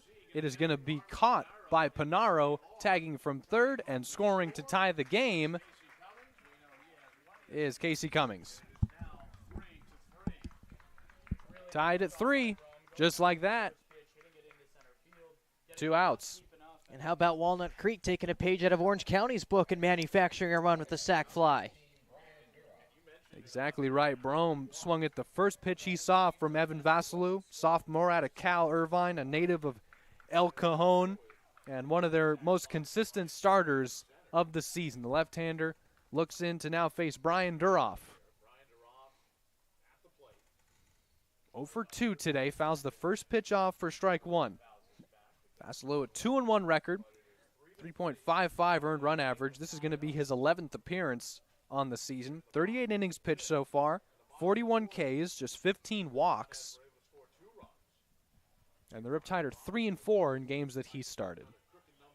Comes in relief here. 0-1 got away. Everyone's going to take 90 feet. Yeah, it was a spiked fastball right there that Gavin Mez had a tough time to handle. And that play is huge because that really changes the scenario. Double play is out of order now for Walnut Creek. And all the dads need to do is simply just make another sacrifice fly, and they're in the lead. Ball and a strike. Outside 2-1. So that run charged to Schaefer.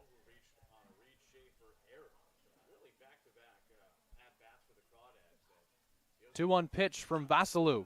Fouled off.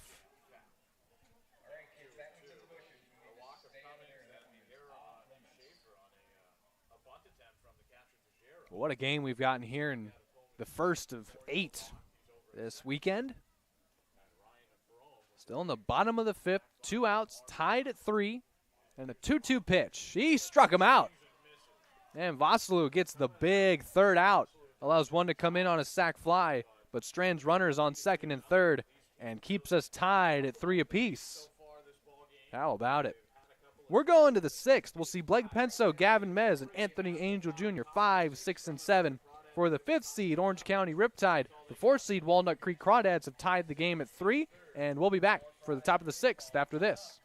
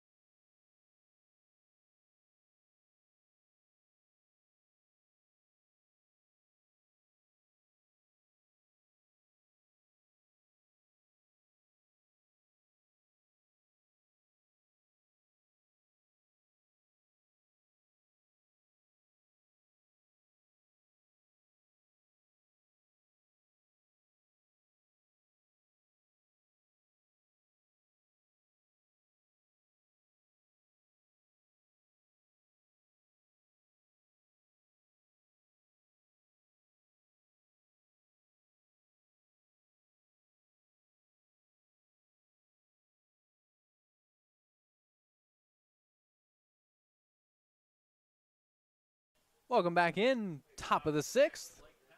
Riptide and Crawdads, game 1 of the state championship. Hollis Fanning begins his 6th inning of work. Blake Penso fouls the first pitch off for strike 1. Penso 1 for 2 today, singled back in the 4th. That was the only base runner of the inning. First baseman batting 5th.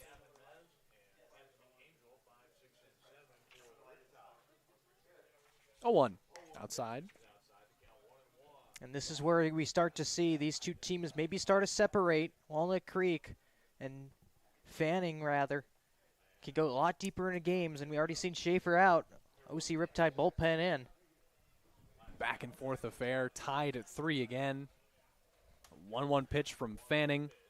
Fouled straight back against the netting, and the count 1-2. Blake Penso, sophomore at Cal Irvine as well. Huntington Beach, California, his hometown. Beautiful city. Just underway here in the 6th, tied at 3. First of 3 games today. Fanning's 2-strike pitch. Got him swinging.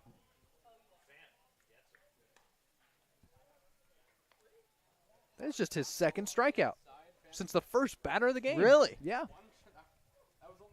Defense has been hustling. The defense has been hustling, but you got to give credit to Fanning, inducing that weak contact and really being efficient throughout this game, and that's what the Crawdads need him to do.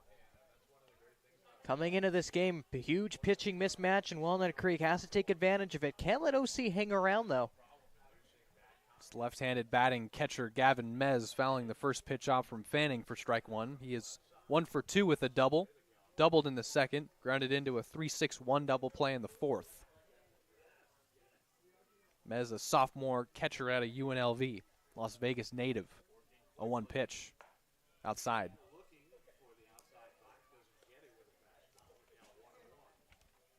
Fanning still doing pretty well at the pitch count, sitting at 72 pitches right now for 5 1/3. Ball and a strike.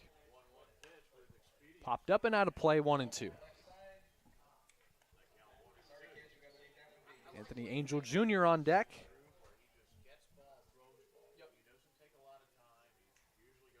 Another 2-strike pitch from Hollis Fanning. Hit back to him. Comebacker. Gloved it. Throws to first. 2 out.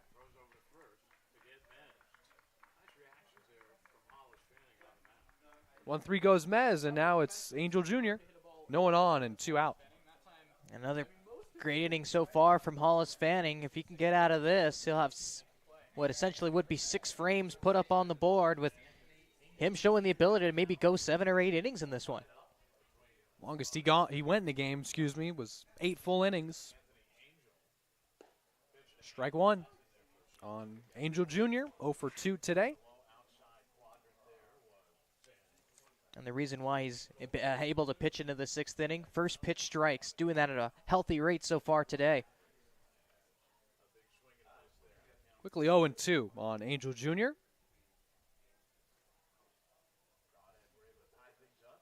0-2. Popped him up out of play over the press box, and we'll do it all over again. Count and situation remain the same. 0-2 on Angel Jr. No one on with 2 outs in the 6th. Tied at 3. Here comes Fanning. Inside. That breaker went a bit low. Angel Jr. got out of the way.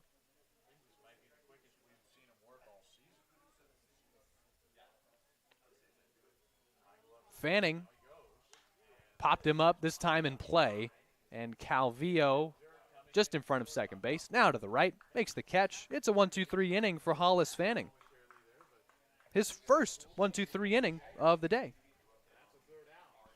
Gets Angel Jr. to pop out. Sets him down 1-2-3. We remain tied at 3 heading into the bottom of the 6th, where we'll see 5, 6, and 7.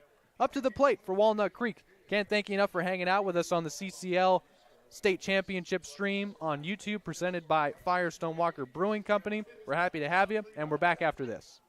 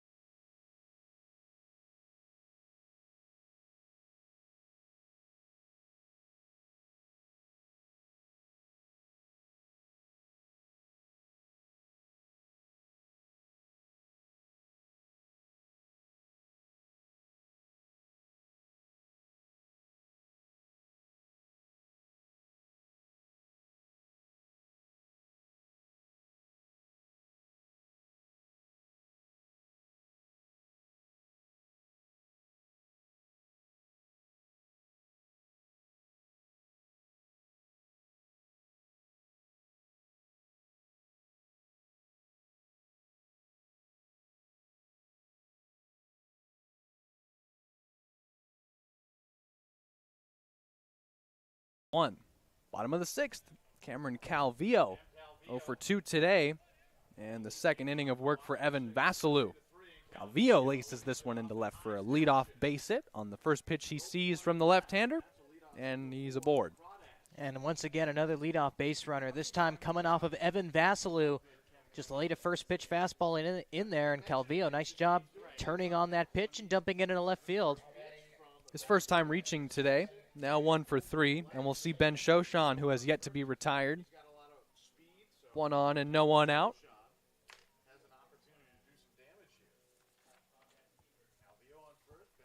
Ball 1 from Vasilou.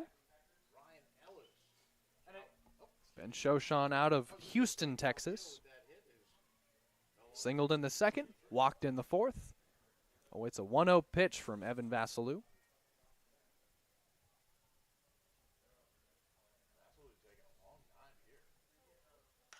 Popped him up. Right field. Giving chase is Manning. He's there. A great bounce back right there from Evan Vasilou, but I'm not too sure if this was a strategy coming in for Orange County head coach Tim Brown, but the two lefties he's thrown out there, Schaefer and Vasilou, excellent at controlling the running game. And that's important because Walnut Creek likes to run. 92 stolen bases on the season, and I see Calvillo dancing off of first base, eager to go to second. The only thing is you can't manufacture runs that way with the lefties. Yeah, he's making sure Vasilou knows he's over there. And interestingly enough, Evan Vasilou, the last time he pitched in general was actually at this ballpark on July 30th. Swing and a miss by Ryan Ellis, and the count 0-1. In that game against the Slow Blues, he went 4 2/3. He allowed 3 runs on 5 hits and picked up 4 Ks. His best start of the season, a week earlier, where he went 6 full, 2 hits, no runs allowed on 5 Ks. Quickly ahead 0-2 on Ryan Ellis, and he's gotten him swinging both times.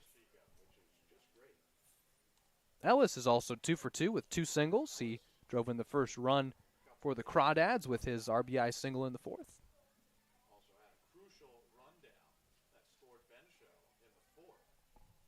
Nothing in 2. Vasilou got him swinging again. 3-pitch strikeout for Vasilou on Ellis. 2 gone for Casey Cummings now. Boy, good morning, good afternoon, and good night right there. Ryan Ellis, one of the top hitters on this Crawdads team, actually second among qualified hitters at 356. He just sent him down on 3 pitches right there. Beautiful couple breaking balls. Starting to settle in now is the left-hander out of El Cajon. First pitch, ball 1 outside, gloved by Mez. Casey Cummings has reached on a fielder's choice and reached on an error so far.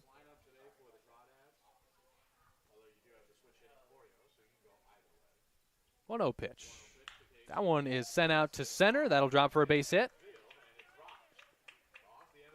And interestingly enough, Cummings singles, and Calvillo may have had a chance to go first to third as the ball was bobbled a bit by Pinaro out in center, but it goes down as a single, and men are on first and second. I like the decision there from Calvillo. You have the speed to score from second base. There's 2 outs. You're running off the crack of the bat anyways. Why not stay at second? Don't want to make that first or last out at third base, and Calvillo not doing just that. So it'll be up to Zach Tejero.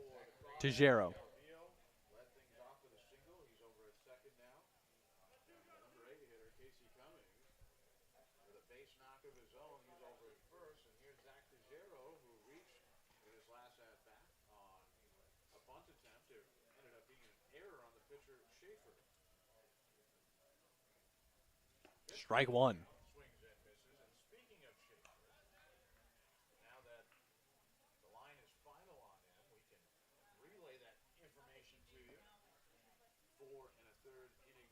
Runners on first and second. 2 out in the bottom of the 6th. The pitch. Whew, dotted the eye on that fastball, 0-2. It looks like Tejero was looking breaking ball. Either that or he's not seeing the ball while out of the hand. Lefty-lefty matchup. Tough AB here for Tejero. Fastball ran away. See what he goes to, 0-2. It's a breaker that is up by his head, and luckily he got out of the way. It's a ball and 2 strikes. Yeah, the breaking ball, a curveball rather, just slipped out of his hands. when they say ball out of the hand, Yeah, you see Hey, ball out good of the thing you hand. saw that one out of the hand. Exactly. 1 and 2. Here he comes again. Oof. Thought better of it. Good take. 2 and 2.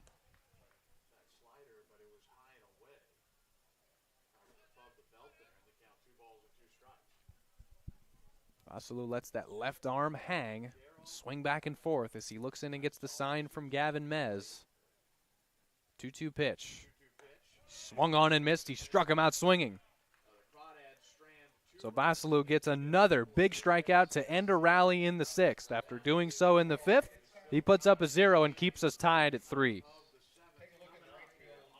What a fantastic start to this 2022 CCL State Championship presented by Firestone Walker Brewing Company. We're going to take a short break and be right back with you. Appreciate you hanging out. We'll be right back.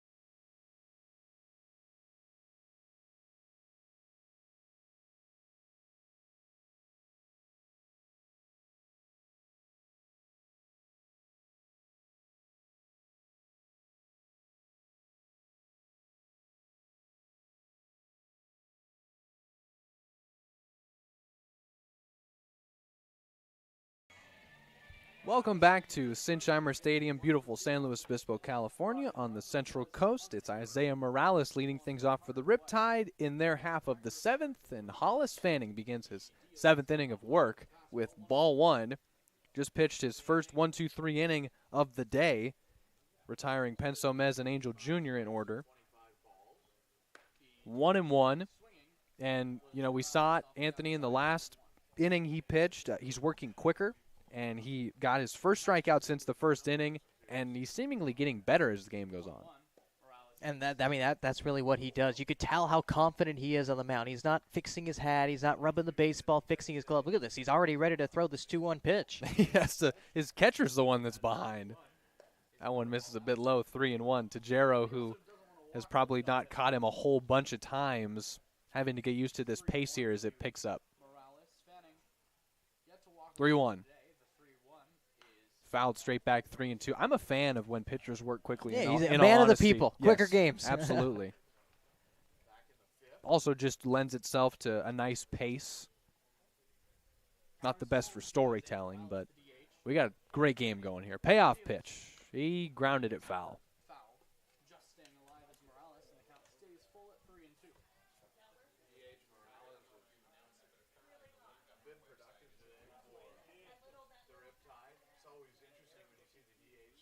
Payoff pitch. That's late out to right field. That's in the gap. That's dropping for a base hit. And it'll be a long single for Morales. Hit it in the gap. Didn't roll all the way to the wall. Good job out in center field by Schmidt, holding him to a single. Yeah, Schmidt cutting that one off. Likely might have even saved a run for Orange County. Can't have any leadoff doubles, especially this late in the game where really Orange County or whoever scores next really in the driver's seat in this one. So great job by Schmidt. Hollis Fanning, one of those guys who can easily work around a leadoff single. Had retired 4 straight until the single by Morales, and now Hamovitz takes ball 1. 3 runs on 8 hits and an error for the OC Riptide. 3 runs on 6 hits and an error for the Crawdads. Both of those errors have netted a run. Tied at 3. We have entered the 7th. In left field, Runner on first is Morales. double play depth. 1-0 pitch outside. Off the outside, 2 inning. You just wonder what it's going to take for either of these teams to take control of the ball game. No team has really wanted to yet. I mean, of course they want to, but no team has done that. Throw to first. Pickoff attempt, but Morales back in safely. It's 2-0 to Gavin Hamovitz. Better watch those pickoff attempts. We've seen 2 balks already today. Hollis Fanning, though, he does have a good pickoff move for his size. He also does have a high leg kick, making it a little easier for Gavin. Hollis Fanning's 2-0. 2-0. Ball 3. A little low, 3-0. 2 straight 3-ball counts for Fanning. With the top of the order waiting on deck. The dangerous Shane Taylor. No one warming for Walnut Creek. It's been Hollis Fanning the whole way. 6+ innings. Back to first Throw to first. Back in safely Morales. is Morales. 3-0 still to Hamovitz. And it'll be interesting to see if the bullpen would stir around if Fanning would have give up another base runner. 3-0. 3-0 is 3-1. right middle, did go to the fastball, and it's But the good thing is with Fanning, doesn't walk a lot of guys. We mentioned it earlier on in the pregame. 7 of them and 45 2/3 coming into this game. Gabe Tanner's in there, but You know he's going to battle back with you. 3-1 to Hamovitz. No walks today. Fanning deals a fastball. Announcers jinx firmly in place. First walk of the day for Hollis Fanning, and it'll call for a mound visit by Zach Tejero. That almost sounded intentional by me, didn't it? Yeah, right? So back-to-back men reach against Hollis Fanning. It wasn't, of course. And now we'll see the top of the order. On his way to the mound as well. Grant Cummings taking a slow walk from the third base dugout. It'll just be Grant Cummings, Zach Tejero, and Hollis Fanning. Ryan Brome Quick meeting on the mound. will not join the conversation. Grant Cummings back quickly out. You know, there's one thing I did not consider, and it's coming back to me now. It's starting to get hotter here. Whoever has to play that second game is going to have to battle throughout the afternoon heat. And we actually saw this in Lincoln last year where that team that played a 10 a.m. game and then a 2:30 game, temperatures in Lincoln were 90+. And their guys were just drinking whatever liquid they could in the dugout, trying to stay hydrated because at certain points you had to consider, especially with a guy on the mound like Hollis Fanning, he hasn't pitched through these hot temperatures throughout the entire game. It's starting to get hot now, but whoever has to play that doubleheader, they're going to be up against it with the temperatures out here. Fanning's first pitch, ball 1. And it's a little unfortunate that the winner has to play that doubleheader. Yeah. Usually, usually the loser gets the punishment with a lot of doubleheaders, but Yeah, it's quite a reward. yeah, right. Congratulations, you got to play 90-degree weather at 2. Yep.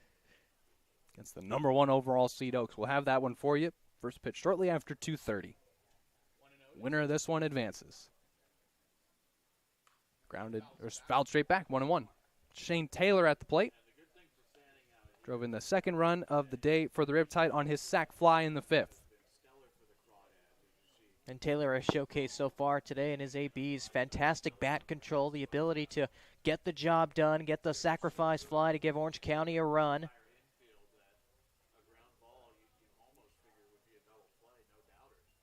1-1 pitch.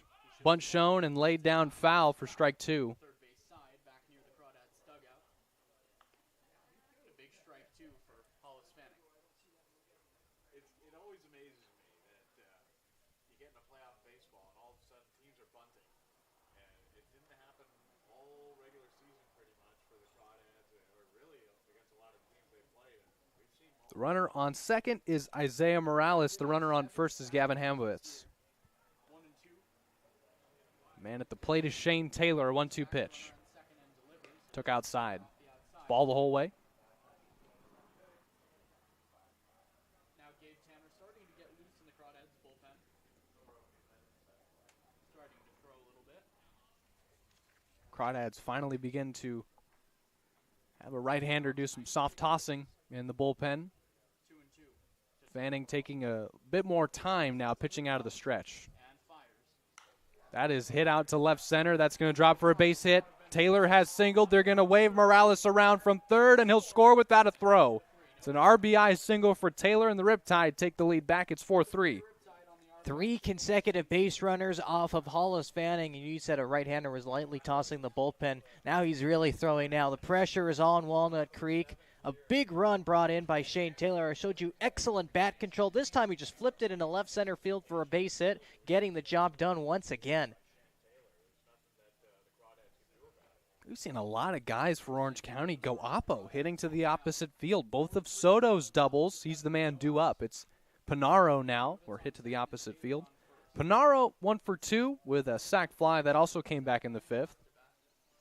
Fanning's first pitch to him as bunt shown and taken for ball 1.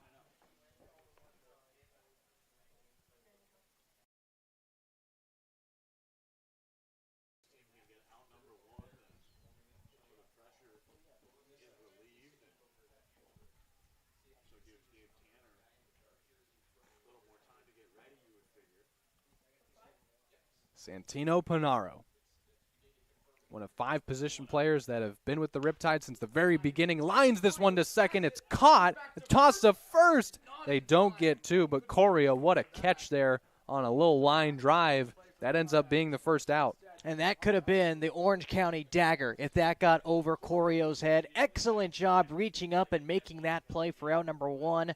But even better job from this OC team, freezing on the line drive once again, getting back to first and second, keeping the rally alive for, once again, another big bopper in Orange County. The ever-dangerous Dominic Soto, 2 for 3 with 2 doubles. Here's Dom Soto. And Fanning, how will he attack him this time around? He fires in ball 1. Fanning now at the 100-pitch mark. 100 pitches now for Hollis Fanning. So this almost definitely is last inning. He has gotten through 6 1/3, 1-0 to Soto. 4 earned, and a 1-0 pitch. Fanning fires. Soto takes low. A little low with a big curveball. 2-0.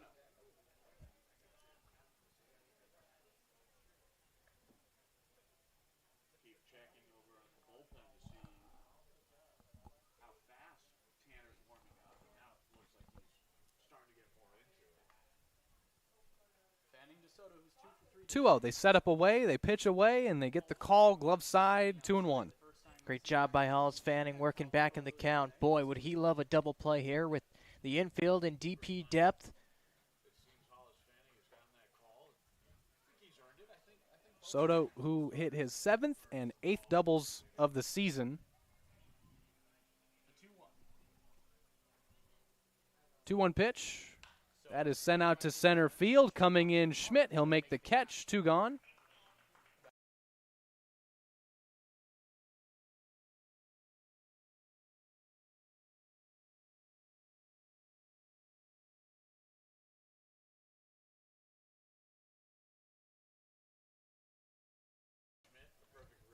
Two out now for Manning. 0 for 3 today is the cleanup hitting right fielder. He's got to get through Nathan Manning, who's 0 for 3 today from the left side, with runners on first and second. And the pitch from Fanning is softly grounded to second. Corio will glove it to Calvillo. They go the short way, and they get out of the jam. So after the RBI single from Shane Taylor that plated the 4th run for the Riptide, Fanning retires 3 in a row to get out of the inning.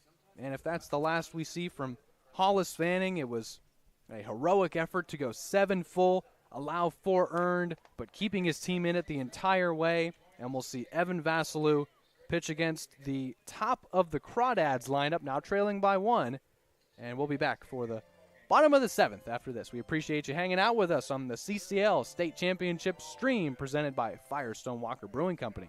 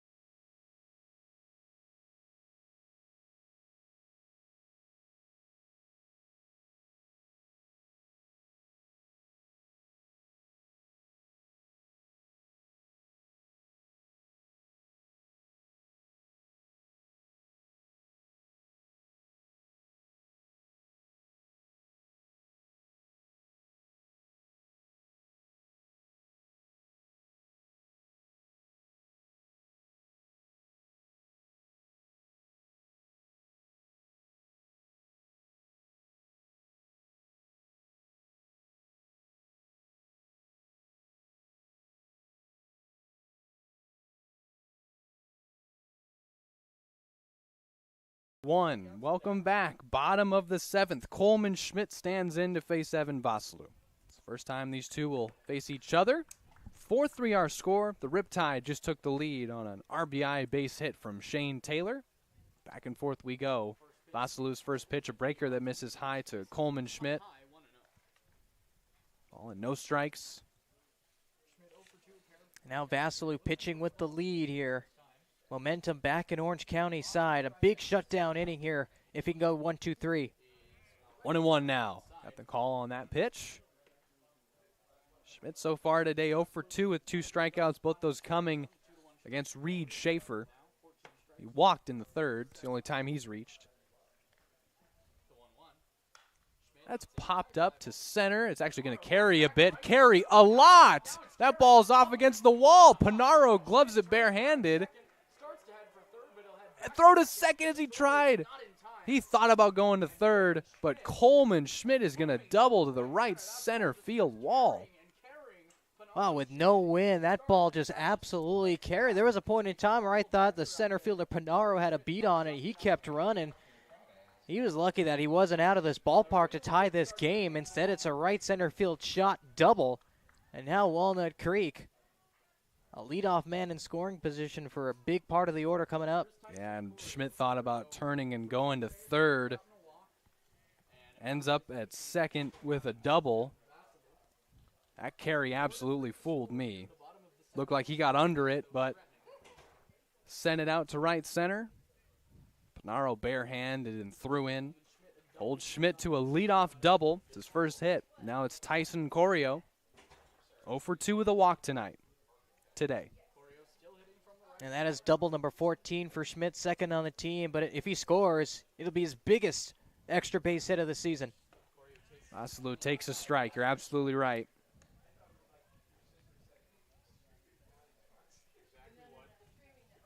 Vasilou has pitched with runners in scoring position in every inning he's been in now.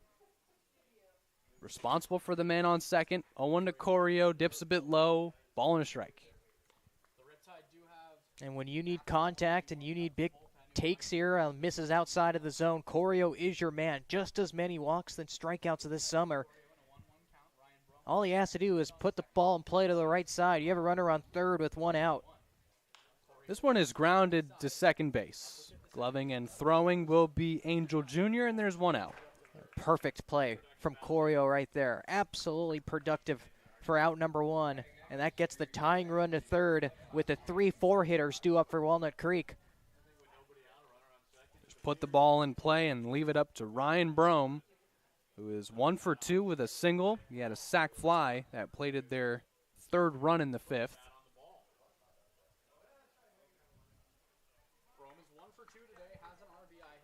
One out. Runner at 3rd for Brome. Infield will pack itself in. That pitch is flared out to left, giving chase and making the catch is Hamovitz. But tagging and scoring easily will be Schmidt, and we're tied again at 4. How about Walnut Creek manufacturing those runs? Coria bouncing a ball to the right side, advancing the runner to third, and Brome not getting too big with this swing, dumping it in the left field for a sacrifice fly. And Evan Vasilou misses an opportunity, a massive opportunity to shut down Walnut Creek. We're tied up once again. And the approach is with runners on, and specifically in scoring position, has just been textbook. Put the ball in play, advance them. Both teams have scored half their runs on sac flies, as this one's lined to third and caught by Soto for the final out. Let's get tied again. Why not? It's 4 apiece. The Riptide and the Crawdads as we head to the 8th. We'll see Penso, Mez, and Anthony Angel Jr. for the Orange County Riptide, the number 5 overall seed in this tournament. Number 4 overall seed, Walnut Creek Crawdads, just tied the game at 4. We're heading to the 8th. Hope you're enjoying this one as much as we are, and we'll return on the CCL State Championship stream presented by Firestone Walker Brewing Company after this.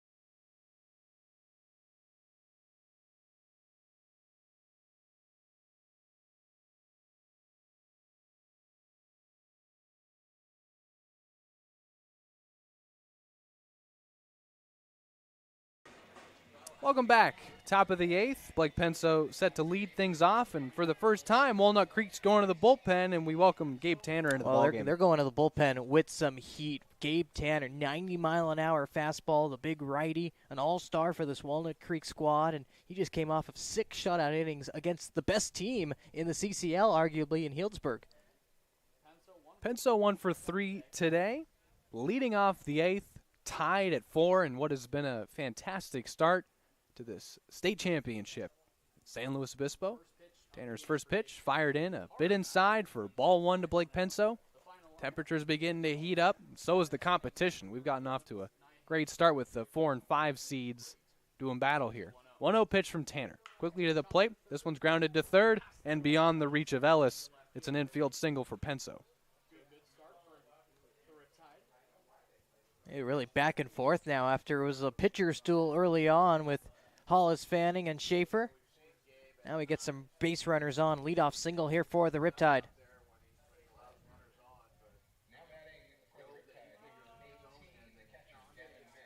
Mez 1 for 3 as well. Doubled in the second. Other than that, 0 for 2. Penso reaches. Another leadoff base runner for Orange County. They've turned that into runs a lot of the times today. Ball 1 from Gabe Tanner. And this is a point in time where whoever scores a run, the wheels are going to start to turn. When are we going to deploy our best pitchers? If the Riptide score here in the top of the 8th, Matthew Maloney looming in the 9th inning. Throw over to first, Penso safe.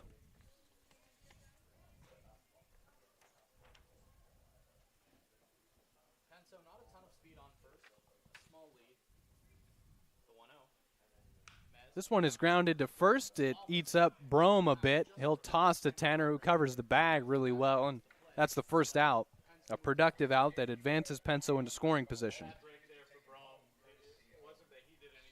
And the odd hops continue for this infield. It's been an adventure. Yeah, it's been an adventure today. Sometimes they've been scooped up with the glove. Other times they've been sent into left field or right field for base hits.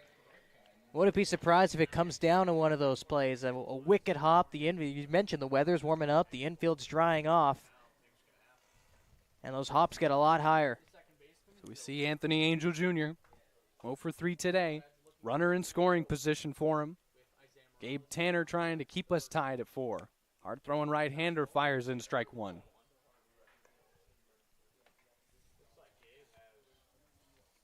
Sophomore out of Chabot College.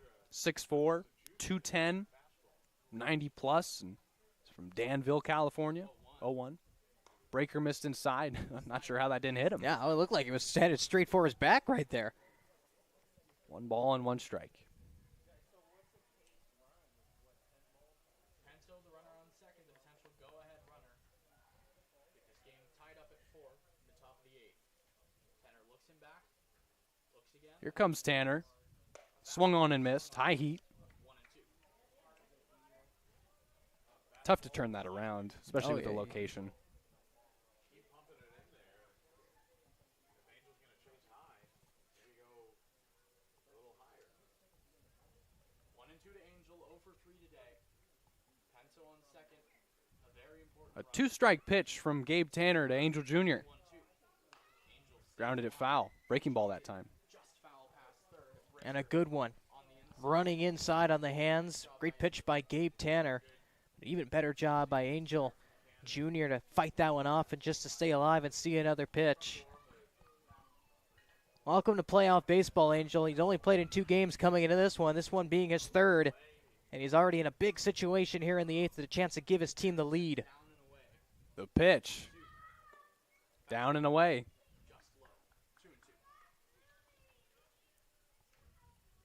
And he might go after that same location with a slider, although we've seen Tanner against Angel back him up with a slider. 2-2 pitch. Popped him up. Really high. Sky high. Tanner under it. Now it'll be caught by Tajero. That's a play he's had so much 2 out. this year. And a very massive out number 2. The runner didn't advance. He's still at second base. So even if you dirt one and it gets past the catcher, Tajero, a run doesn't score. Massive out number 2. Great pitching by Gabe Tanner to beat him with the fastball up. So it'll come down to Isaiah Morales, who has singled in his last 2 at-bats. Reached all 3 times. He reached on an error in the second. That actually plated the first run for Orange County. That error at first from Ryan Brome. Both teams have committed an error. Both teams have scored in the 7th.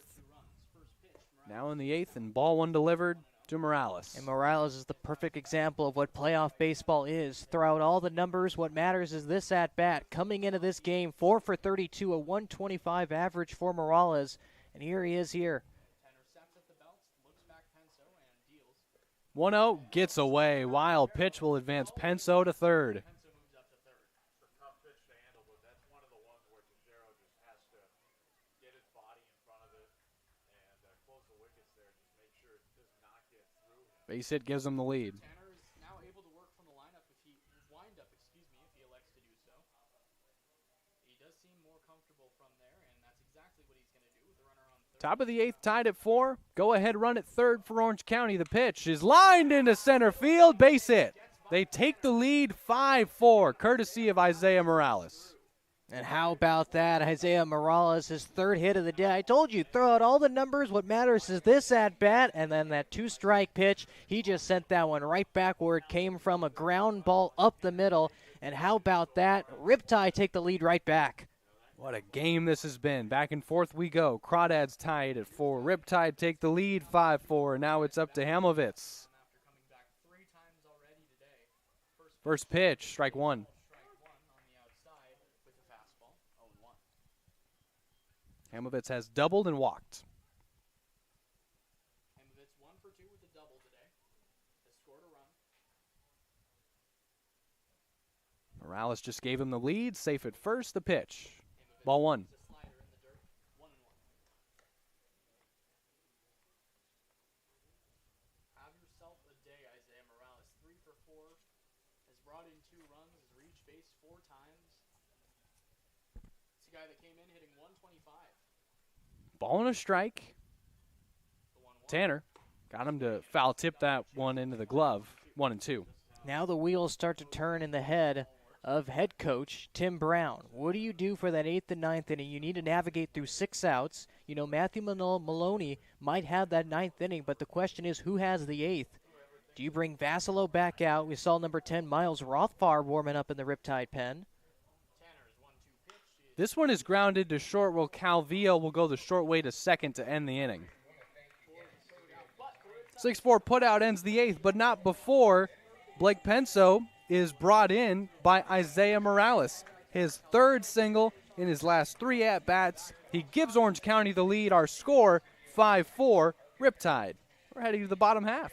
Hope you've enjoyed this one as much as we have. Zach Ebrahim alongside Anthony Vasquez on the CCL State Championship stream on YouTube, presented by Firestone Walker Brewing Company. We'll see 4, 5, and 6 up for the Crawdads, now trailing by 1. Appreciate you being with us.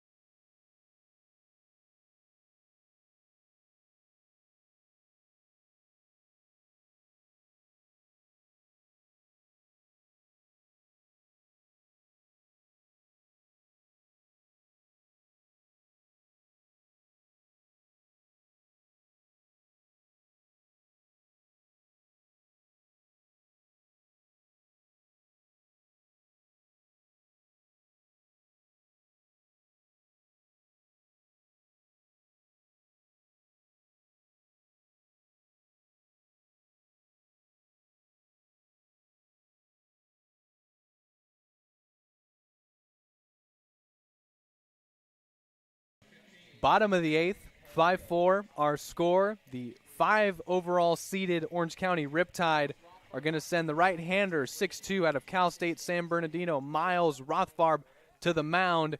Anthony, what can you tell us about him? Well, Zach, you took all the information from me because there's not much on him. This is his first appearance in the CCL this summer, and he hasn't pitched at all in 2022. Only 6 1/3 innings at Cal State San Bernardino. So, hey, why not bring him in right now? Welcome to the Riptide. Here you are. Go get 3 outs and save us the game. What a spot for him ahead. 0-1 on Duroff. Now this one is sent out to right. It'll hang in the air for Manning, and he'll make the catch for out number 1. Good start. Yeah, how about that? First out, first career out. Save the baseball. Exactly. Here's Cameron Calvillo.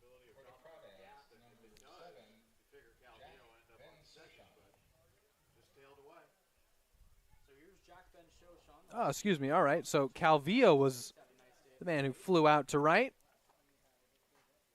Let's get caught up here, Zach. Now it's Jack Ben Shoshan. Whoa, a breaking ball slipped out of his hand. 1-0. Miles Rothfarb out of Culver City.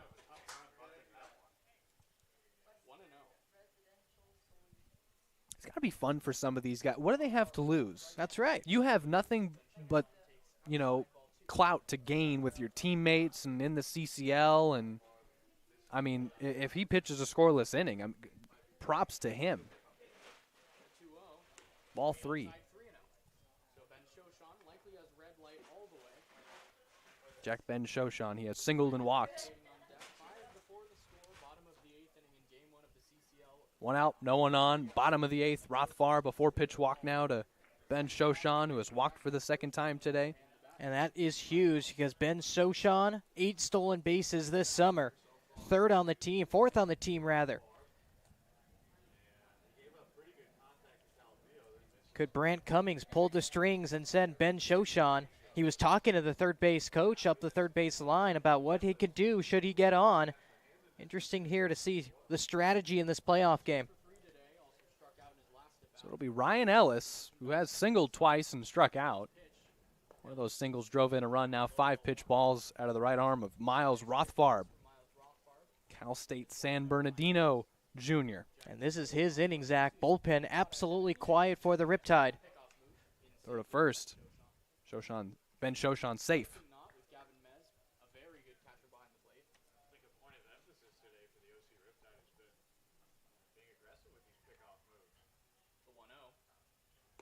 Strike one. Ben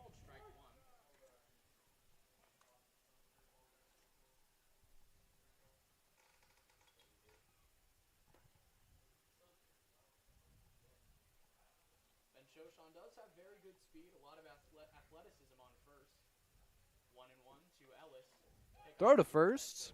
Bit closer, but Ben Shoshan back in safely. He worked a 4-pitch walk. Cameron Calvillo before him flew out to right. Now it's Ryan Ellis, who had an RBI single in the 4th. Crawdads down to their final 5 outs, down by 1. Foul tipped, 1-2. The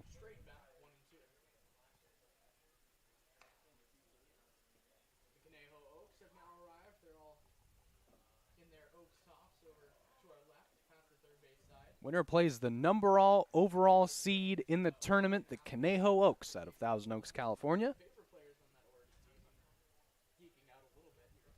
No rest for the weary. Doubleheader for the winner of this one. 1-2 pitch. Took it low.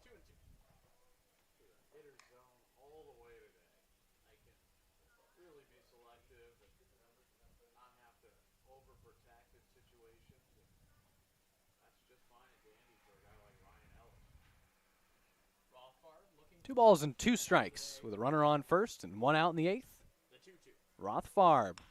This one is flared out to left. It'll hang in the air again, and that time it'll be caught by Hamovitz. 2 gone.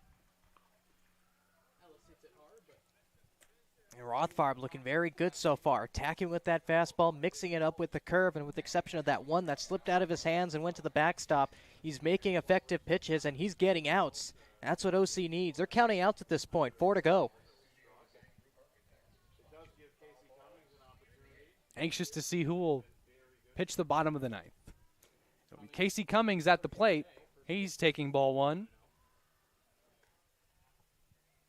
Cummings now 11 for his last 15. Looking for a big 2-out hit with Ben Shoshan first. The 1-0. Cummings takes down an 8. Ball 2. And you can make an argument that this is Walnut Creek's best chance at tying up this game.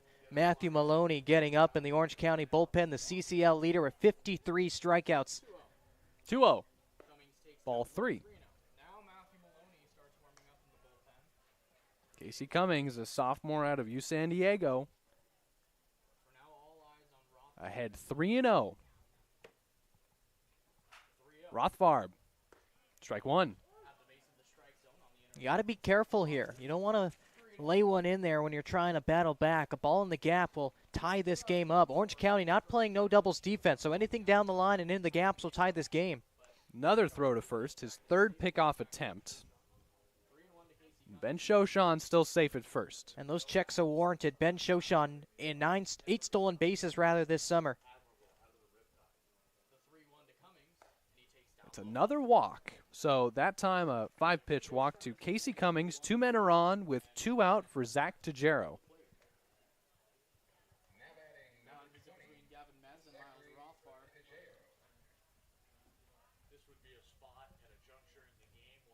We've seen Tajero, Anthony, with runners on, show bunt, but obviously now with 2 out. Curious to see if they pinch hit. So they are, okay. They are going to bring in Joey Donnelly. So there it is. Brant Cummins pulling the strings, taking the catcher out of the ball game, replacing him with Donnelly, an infielder. So this is just exclusively a pinch hit appearance for the lefty. 210 average on the year, 26 for 124. Has fallen on some hard times at the plate, only a 210 average, but none of that matters here. Has never faced Rothfarb, but in 2 games against the Riptide, he went 3 for 9 and drove in 4 runs. Takes ball 1. That pitch was close. And with this being the 9-hitter, you have Schmidt with 10 home runs on the season looming on deck. If you're Rothfarb, this is the guy you got to attack. Can't let this 210 hitter get on for free. Joey Donnelly pinch hitting with 2 men on. He sends this one out to center. Pinero coming in and making the catch. Miles Rothfarb in his first appearance of the season for the Orange County Riptide puts up a 0 in the 8th, works around 2 walks, and keeps the Riptide ahead 5-4, giving them a chance to plate some insurance, and we're going to take a short break. We're heading to the 9th. Fun final frame ahead. We're going to take a short break and be right back with you.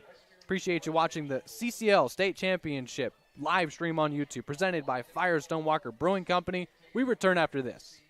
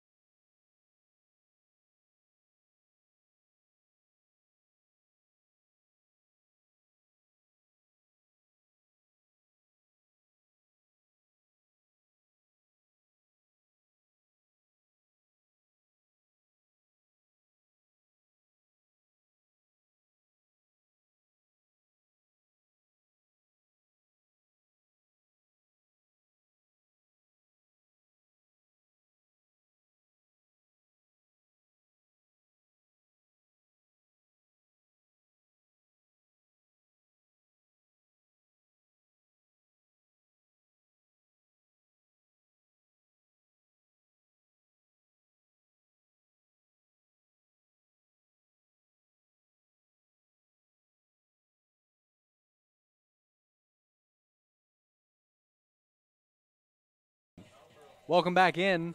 We are live in San Luis Obispo, California. Temperatures are heating up, and so is this game. 5-4, our score. Our Orange County in front, the number 5 overall seed in this tournament. The number 4 overall seed, Walnut Creek Crawdads, will have one final chance. The bottom of the 9th is the home team to extend this ball game. But first, it'll be Shane Taylor at the plate facing Gabe Tanner.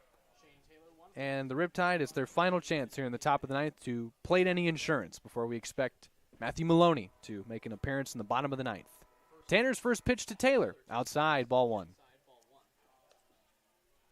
The Riptide have the ultimate wild card waiting in their bullpen. We'll see if Matthew Maloney comes in the game. Ball and no strikes to Taylor. The 1-0. Taylor takes High and outside. And it looks like pinch hitter last inning, Joey Donnelly, is back behind the plate as well. He's listed as an infielder, so it's a little bit interesting to see Donnelly behind the plate. 2-1 now. Even though you can play with fire by saving a guy, they might want to use him because Rothfarb has given up hard contact. 2-1 is a slider. Breaker just missed a bet outside in the count. 3 balls and 1 strike to Shane Taylor. Has driven in 2 runs today. 1 on a sac fly, 1 on that huge RBI base hit that tied the game at 4. Isaiah Morales got the single to give them the 5-4 lead. Fly ball to left, caught by Ben Shoshan for out number 1.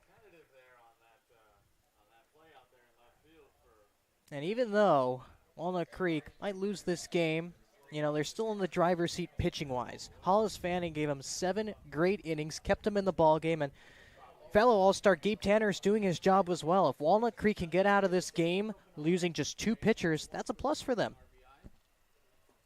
Orange County continuing to show how they battle back in ball games, never giving up. They've gotten some great contributions from Reed Schaefer, from Evan Vassalou, Miles Rothfard making his first appearance of the season. Ground ball to second, Corio eats him up a bit, fumbles, and can't make the play. That'll be an E4, allowing Panaro to reach. And I like that play from Corio, even though he bobbled it a couple times, not throwing to first base. You can see him really rush that throw. That could get Orange County with the runner in scoring position. Instead, it keeps him at first base, something that Gabe Tanner can easily work around.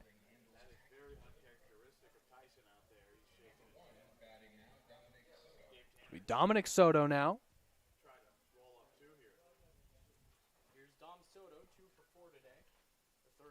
Soto sends that one high and foul to the left side. Got under it and pulled it. Strike one. Getting under it's an understatement. That was a mile high.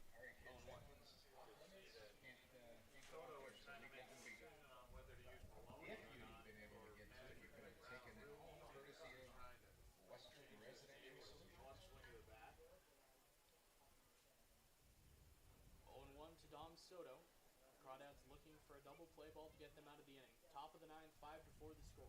The Crawdads count 0-1 to Soto. Runner at first takes off. The pitch is a ball. The throw into second, not in time, and it's a stolen base for Panaro.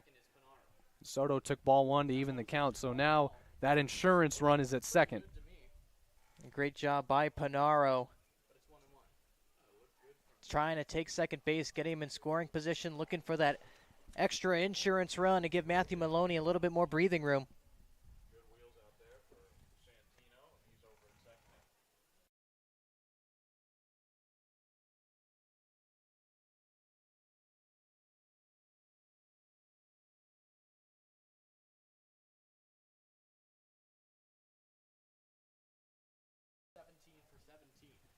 The 1-1 to Soto. That one's flown out to right. That'll hang in the air and drift foul. It'll end up in the away team bullpen. Strike 2. Tanner looking for strikeout number 1. He's given up a run. It was in the last inning. Trying to strand the runner on the second, Panaro. Could be fortuitous for the Crawdads that ball ultimately dropped out of play, because if they do catch it, you figure Panaro's going to catch it. Tanner ahead, 1-2 on Soto. 2 for 4 with 2 doubles for the Riptide third baseman. Runner at second, the 1-2 pitch is grounded through the left side, base hit. They're going to wave Panaro around from third.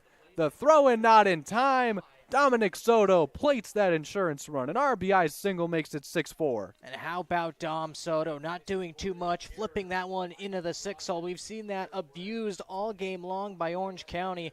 And how about this? The underdog Riptide have scored their 6th run of the game. They now have a 2-run lead for their big closer, Matthew Maloney. And you know that these guys were obviously understanding the depleted roster, but the guys that are still here were saying this is the best 5 seed in CCL history. I mean, we have a chance to go do something special. They're doing it right now, leading Walnut Creek 6-4. Tanner's first pitch is in their first strike to Nathan Manning. Really can't say enough about the job that they've done. Missing the playoffs by half a game last year, they make it battling back. You said it earlier. You put it perfectly. They were playing playoff games before the playoffs started to get in. They snatched that final seed, and they have a chance to win their first game. Ball 1 taken by Manning. Out of 42 players that started the season as members of the Riptide, 11 are still here. We understand there's turnover in summer ball. Players have to leave. Players are injured. Personal issues. Bunch of stuff happens. But 11 guys are still here. It's staggering. Fielded only a 23-man roster. And the fact that they have a 23-man roster playing those big games essentially late in the season. There was a point in time where Arroyo Seco was in the driver's seat for that final playoff spot in the South, but Orange County just got hot towards the end of the year and won the games they needed to win. 2-1 pitch to Manning with the runner taken off. It's a hit and run. It's grounded to first.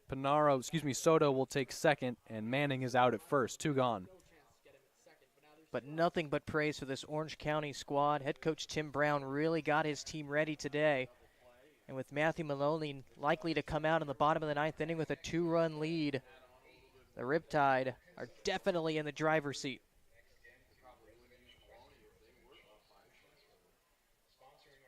It's Blake Penso now. 2 for 4 as well with 2 singles.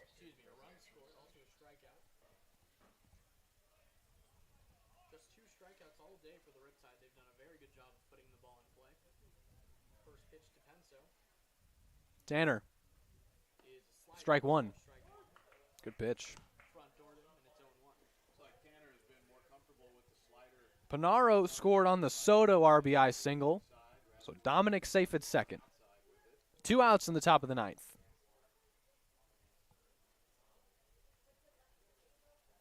Tanner.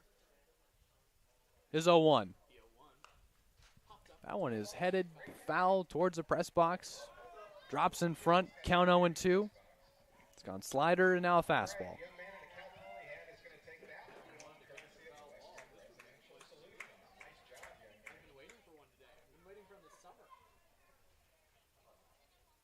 To Blake Penso with a runner on second. That's Dom Soto. Tanner trying to keep this at just a 2-run deficit. The 0-2. Strike 3 swinging. Gets by Donnelly. Oh, and my goodness, and Penso is going to be safe at first after striking out at a pitch in the dirt. They're at the corners. Oh, man, that's one way to get a costly strikeout there. Donnelly hasn't played this whole game at catcher. He just replaced Tejero as a pinch hitter in that 8th inning. And here he is in a big situation trying to stop that 3rd strike from going to the backstop, unable to do that. And the Riptide have an extra out in this inning. They've had 2 now. There was an E4 that allowed Panaro to reach. He scored the 6th run, and now Penso strikes out. Pitch is lost in the dirt. He reaches first. They've already technically gotten 4 outs. This one's popped up back towards the press box, 0-1. It's Gavin Mez at the plate now. And in a game where teams are so evenly matched like the Dads and Riptides are today, you can't make those costly errors and defensive mishaps, especially in the 9th inning where you don't have a lot of time to rebound from that.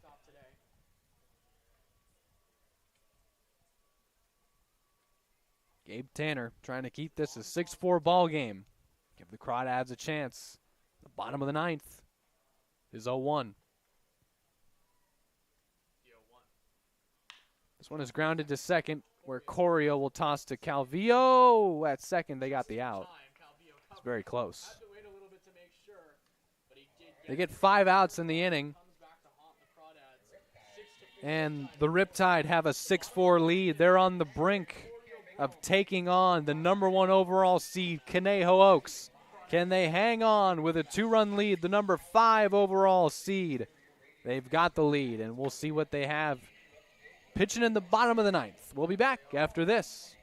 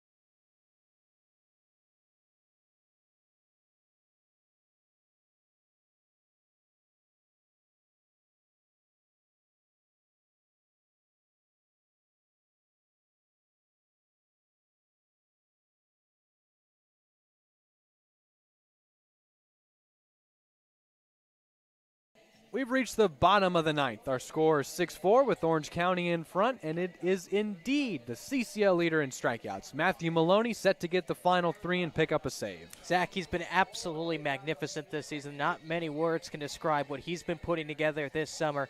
55 Ks in 35 innings, and in those 35 frames, he's only given up one run on June 14th against the Academy Barons. Hitters are only hitting 183 against them and are getting on base at a clip of 241. So Matthew Maloney, a starter turned reliever for the Riptide, has a chance to close this one out. And he'll do it against the top of this lineup for the Walnut Creek Crawdads. Crawdads are not eliminated if they lose. This is a double elimination tournament. They will play tomorrow. The winner, in this case right now, the Riptide, if they hold on, would play the Conejo Oaks at 2:30. We'll have that one for you right here. CCL State Championship stream on YouTube. It's Coleman Schmidt leading off the bottom of the ninth against Matthew Maloney. And this guy is just as intimidating as they come on the mound. The pitcher of the game in the CCL Showcase game, the leader in strikeouts in the entire league. There's that 12-6 curve. It breaks in there for strike one. He features that breaking ball and a cut fastball at 90. Filthy stuff from Matthew Maloney.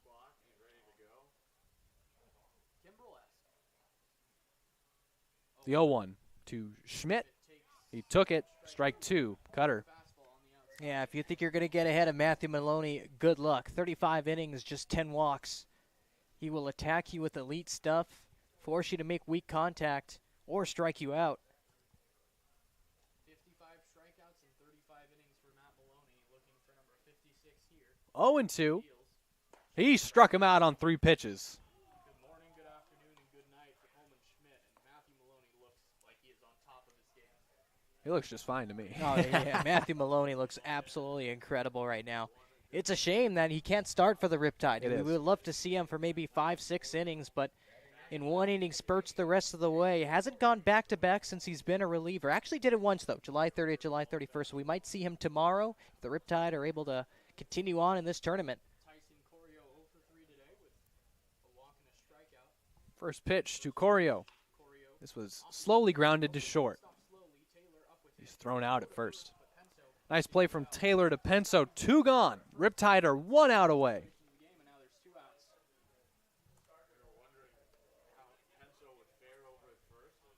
It'll be up to Ryan Brome. He's the last chance for the Crawdads.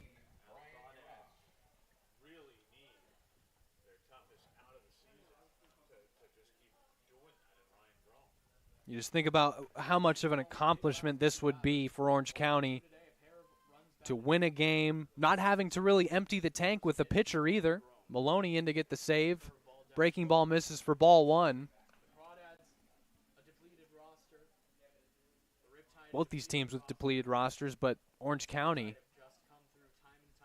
having to figure out ways to pick up players, recruit some guys. Breaker misses high. On the brink of winning the first game of the CCL State Championship and advancing to play the #1 overall seed. And that's what playoffs are, Zach. Hiding your weaknesses and just patching stuff together at this point. The 2-0 pitch. Foul tipped off the catcher's mask. 2-1.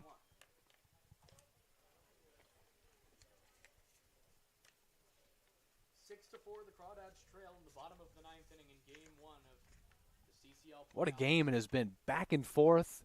Riptide score first. They plated runs in the 7th, 8th, and in the 9th. They lead by 2. Maloney's breakers fouled straight back, and they're a strike away from advancing. Only fitting that it would be Matthew Maloney to close it out. 2 balls, 2 strikes, 2 outs to Ryan Brome. 2-strike pitch. Matthew Maloney comes home. Popped it up. Brome staying alive.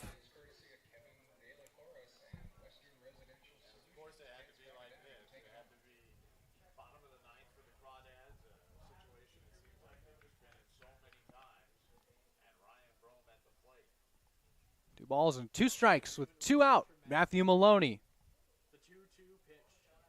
Here he comes. That's going to be flown out to left center and dropped for a base hit. Not over yet. Crawdads are going to bring the tying run to the plate in the form of Brian Duroff. And how about that? At least the Crawdads have a shot. They can say they brought the tying run to the plate in Duroff. And so far this summer, .316 on the year with 4 home runs. That's second on the team. If he can get a hold of a Matthew Maloney fastball, the big reliever would not have 1 earned run so far for long. Maloney gave up an unearned run in an outing on the 30th, came in to pitch in extra innings here at Sinsheimer Stadium. First pitch is lined to first and caught by Penso. The game is over. The Riptide have won 6-4. The number 5 overall seed advanced to play the number 1 overall seed, Conejo Oaks. What a game. Well, boy, is that one way to start off this tournament. A depleted roster, a 5 seed, an underdog coming into this game. And how about that? Shutting the door as the road team. Matthew Maloney, nothing more to say about him. Gave up 1 hit in that 9th, but how about this Orange County Riptide team led by Tim Brown, piecing stuff together, and will play again today at 2:30. The Crawdads will be playing tomorrow on the brink of elimination. The Riptide are advancing to play the Conejo Oaks at 2:30. An hour and a half from now, we'll be bringing you that ball game. We appreciate you hanging out with us. For my broadcast partner, Anthony Vasquez, I've been Zach Ebrahim up here in the press box at Sinsheimer Stadium. Stay tuned for Game 2 of the CCL State Championship presented by Firestone Brewing Company. We'll be back in an hour and a half.